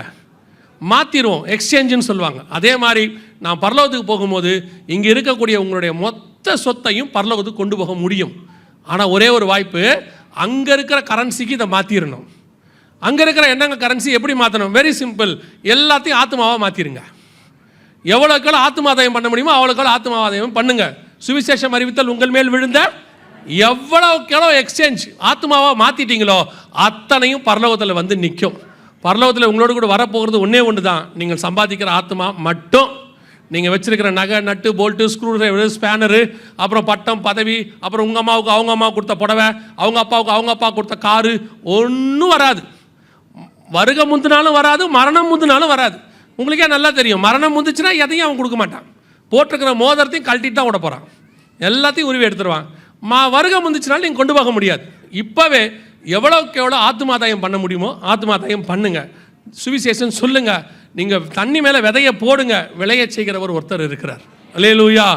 6வது இயேசு வருவார் என்பதை ஒவ்வொரு நாளும் விசுவாசிக்கணும். சும்மா ஏதோ 2-3 நாள் கூட்டம் வச்சாங்க, கேட்கறதுக்கு எல்லாம் பயமாக இருந்துச்சு, இயேசு வராராம் அப்படின்ட்டு ஒரு வாரம் கழிச்சு நார்மல் ஆகிடக்கூடாது. இன்னையிலேருந்து நம்ம கூட அது ஒரு தீப்பொறி மாதிரி மாறிடணும். படுக்க போகும்போது, ஆண்டவரே ராத்திரி வேளையில் நம்முடைய வருகை இருக்குமானால் நான் எடுத்துக்கொள்ளப்பட வேண்டும். காலையில் எழுந்திருக்கும் போது முதல் ஜெபம், ஆண்டவரே இந்த பகல் வேளையில் நம்முடைய வருகை இருக்குமானால், அந்த வாஞ்சிக்க தொடங்கிடணும். அதில் நம்ம பங்கடையணுங்கிற விருப்பம் வந்துடணும். ஆட்டோமேட்டிக்காக அதுக்கென்று வாழ தொடங்கிடுவோம். அதுக்கு தான் சொல்கிறேன், அந்த விருப்பம் வந்துடுச்சுன்னா நம்ம வாழ்க்கை லைஃப் ஸ்டைலே அப்படி மாறிடும். 7வது கடைசியாக முடிவு பரியந்தம் நிலை நிற்கிறவனே ரட்சிக்கப்படுவான். இந்த 6லும் நீங்கள் முடிவு பரியந்தம் நிற்கணும். அடைந்த ரட்சிப்பு, எடுத்த ஞானசானம், பெற்றுக்கொண்ட அபிஷேகம், வாழ்கிற வேறுபாடுள்ள வாழ்க்கை, சொல்கிற சுவிசேஷம், விசுவாசிக்கிற வருகை, இந்த 6லும் கடைசி வரைக்கும் இயேசு வர வரைக்கும் நின்னீங்கன்னா கர்த்தருடைய வருகையில் பிரவேசிப்பது எளிது. அல்லேலூயா. நாம் ஜெபிக்க போகிறோம். எழுந்திருக்கலாமா? நாம் எல்லாரும்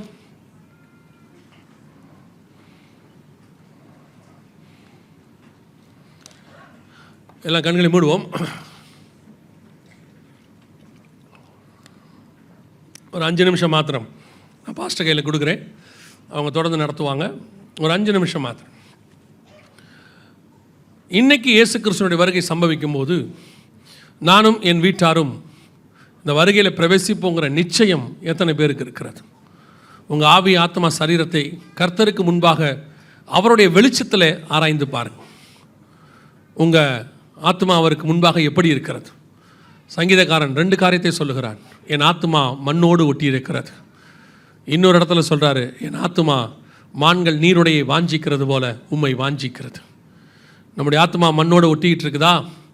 எப்போ பார்த்தாலும் இந்த பூமிக்குரிய சிந்தனை, அதை வாங்கணும், இதை வாங்கணும், அப்படி செய்யணும், இப்படி செய்யணும், அங்கே சாதிக்கணும், இங்கே சாதிக்கணும், பிள்ளைகளுடைய எதிர்காலம், பேர பிள்ளைகள் எதிர்காலம், இப்படின்னு உங்கள் ஆத்மா மண்ணோடையே ஒட்டிக்கிட்டு இருக்குதா? ஏதோ சர்ச்சுக்கு வரும்போது மட்டும் ஆண்டவரை பற்றின நினைப்பு, ஜெபம் பண்ணுறதுக்கு கூட நேரம் இல்லை. நான் சொல்கிறது உண்மை. நிறைய விசுவாசி முழங்கால் போட்டு ப்ரேயர் அவர்னு ஒன்று கிடையவே கிடையாது. நிறைய விசுவாசிக்கு கேட்டால் பிஸி, நிறைய வேலைங்க, ரொம்ப பிஸியாக ஓடுறோம். ஆனால் உங்கள் பிஸி ஷெட்யூலில் வேறு எதுக்குமே நீங்கள் குறை வைக்கலை. பிஸி ஷெட்யூலில் சாப்பிட்றத நிறுத்தி இருக்கிறீங்களா? பிஸி ஷெட்யூலில் ட்ரெஸ் பண்ணுறதை நிறுத்தி இருக்கிறோமா? பிஸி ஷெட்யூலில் ஆஃபீஸ் போகிறத நிறுத்தி இருக்கிறோமா? பிஸி ஷெட்யூலில் வாட்ஸ்அப் பார்க்குறத நிறுத்தி இருக்கிறோமா? பிஸி ஷெட்யூலில் ஃபேஸ்புக், யூடியூப் பார்க்குறத நிறுத்தி இருக்கிறோமா? எல்லா வேலையும் ரொட்டீனாக நடக்குது. ஆனால் பைபிள் வாசிக்கும் ஜெபம் பண்ண மட்டும் நேரம் இல்லை. காரணம் பிஸி. நீங்கள் பிஸி கிடையாது, நீங்கள் கர்த்தரை விட்டு அவாய்ட் பண்ணுறீங்க. கர்த்தரை உங்களை விட்டு நீங்கள் இவ்வளோ தூரம் ஆசீர்வாதமாக இருக்கிறதுக்கு தேவன் தான் காரணம், அது உங்களுக்கும் தெரியும். ஆனால் கர்த்தருடைய நேரம் எங்கே? கர்த்தருக்கு கொடுக்க வேண்டிய நேரம் எங்கே? கணவன், மனைவி, பிள்ளைகள் எல்லாம் பிஸி. பிள்ளைகள் படிப்பில் பிஸி, கணவன் வேலையில் பிஸி, மனைவி வேலையில் பிஸி, வீட்டு வேலையில் பிஸி. ஆனால் குடும்பமாக உட்காந்து அரை மணி நேரம் உட்காந்து ஜெபம் பண்ண முடியாது, ஃபேமிலி ப்ரேயர் முடியாது. ஆனால் ஆசை மட்டும் இருக்குது. ஆண்டவர் வரும்போது அப்படியே குடும்பமாக எடுத்துக்கொள்ளப்பட்டு மேலே போகணும். கவனித்து பாருங்கள், எல்லாம் வாசப்படி வரைக்கும் வந்துடுச்சு. இனி உங்கள் குடும்பம் பரலோகத்தில் இருக்கிறதும் இருக்காததும் உங்கள் கையில் தான் இருக்குது. ஏன்னா வசனம் தெளிவாக சொல்லுது, நம்மை நாமே நிதானித்து அறிந்தோமானால் நாம் நியாயம் தீர்க்கப்படும். சில ஊழியக்காரங்க கூட ஜெபம் பண்ணுறது கிடையாது. முழங்கால் போட்டு ஊழியம் பண்ணுறோங்கிறத அட்வான்டேஜாக வச்சுக்கிட்டு முழங்கால் போட்டு ஜெபம் பண்ணுற அளவுக்கு ஊழியக்காரங்களுக்கு கூட நேரம் இல்லை. மனுஷனை ஏமாத்திரலாம், கர்த்தரை ஏமாற்ற முடியாது. கர்த்தர் வந்துகிட்டு இருக்கிறார். நீங்கள் மனுஷனுக்கு இல்லை, கர்த்தருக்கு தான் உண்மையாக இருக்கணும். ஒப்பு கொடுங்க பார்ப்போம். வருகையில் நீங்கள் போவீங்கிற நிச்சயம் இருக்குதா? உங்கள் ஆவி, ஆத்மா, சரீரம் கர்த்தருக்கு முன்பாக உண்மையாக இருக்குதா? அடுத்தவங்களுடைய பொருளை ஏமாற்றாமல் இருக்கிறீங்களா? வாங்கின பொருளை திருப்பி கொடுத்துருக்கிறீங்களா? வாங்கின பணத்தை திருப்பி கொடுத்துருக்கிறீங்களா? நீங்கள் ஏமாற்றாமல் இருக்கிறீங்களா? துணிகரமாக நிறைய பேர் இன்னைக்கு கர்த்தர் பார்த்துட்ருக்கிறார்.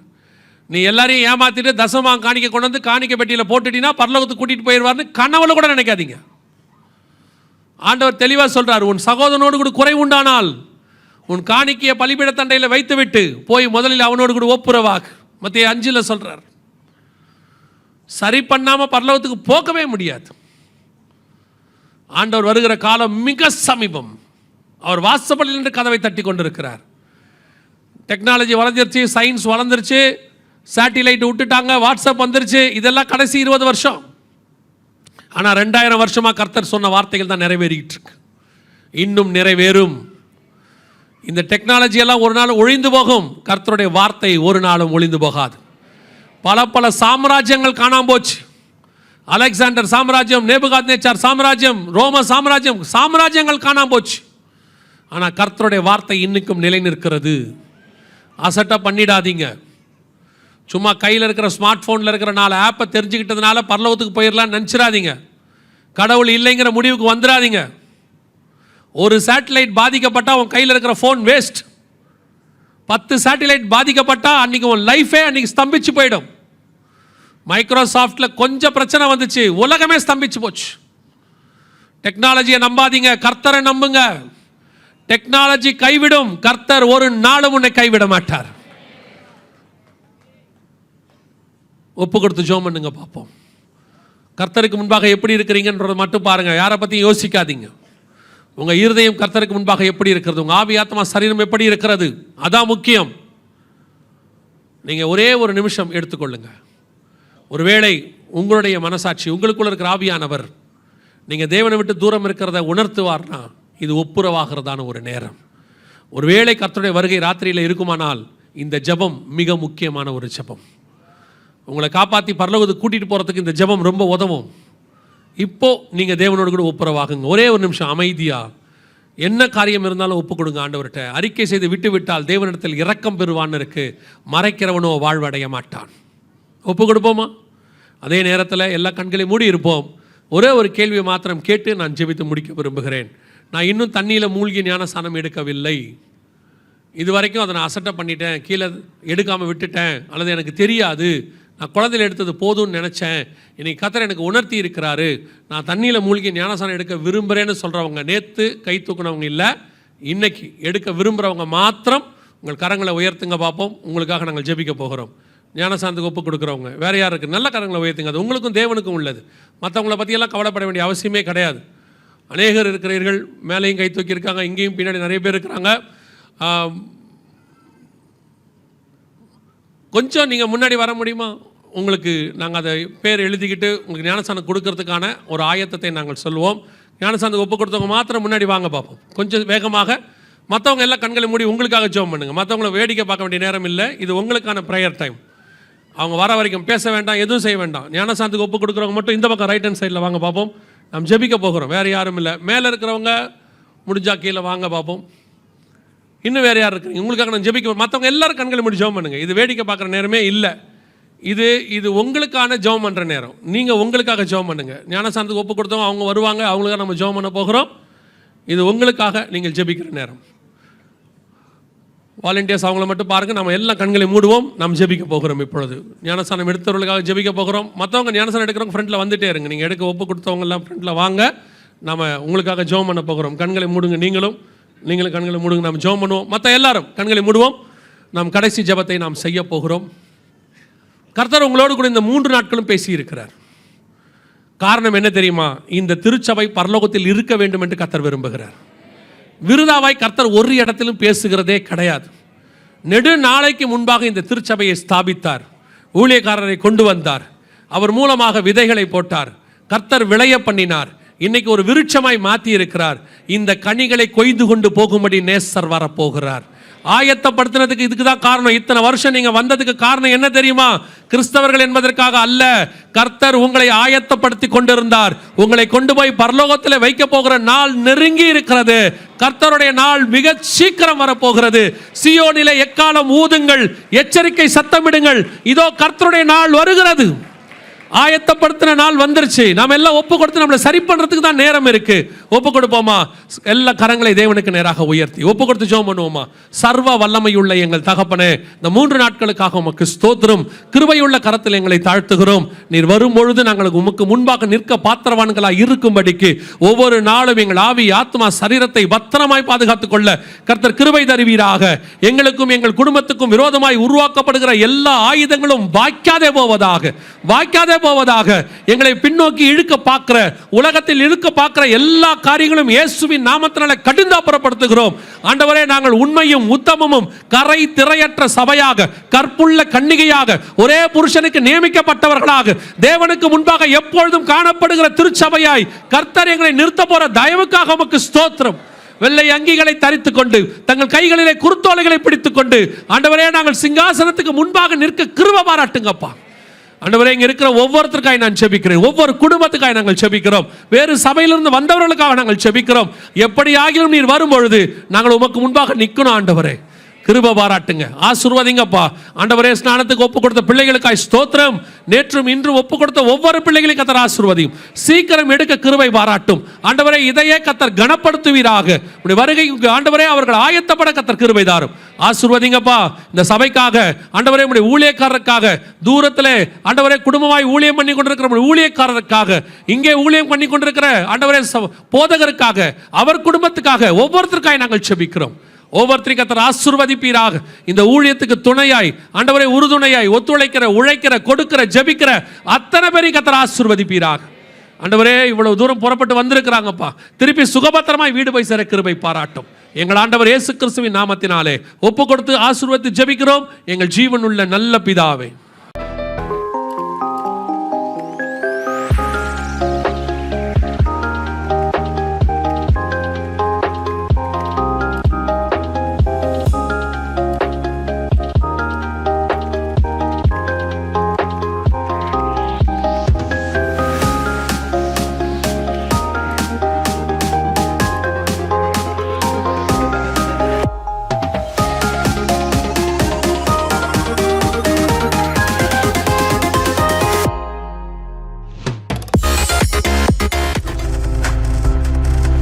நீங்கள் பார்த்து கொண்டிருப்பது உங்கள் ஜாய் டிவி. உங்கள் துக்கம் சந்தோஷமாய் மாறும்.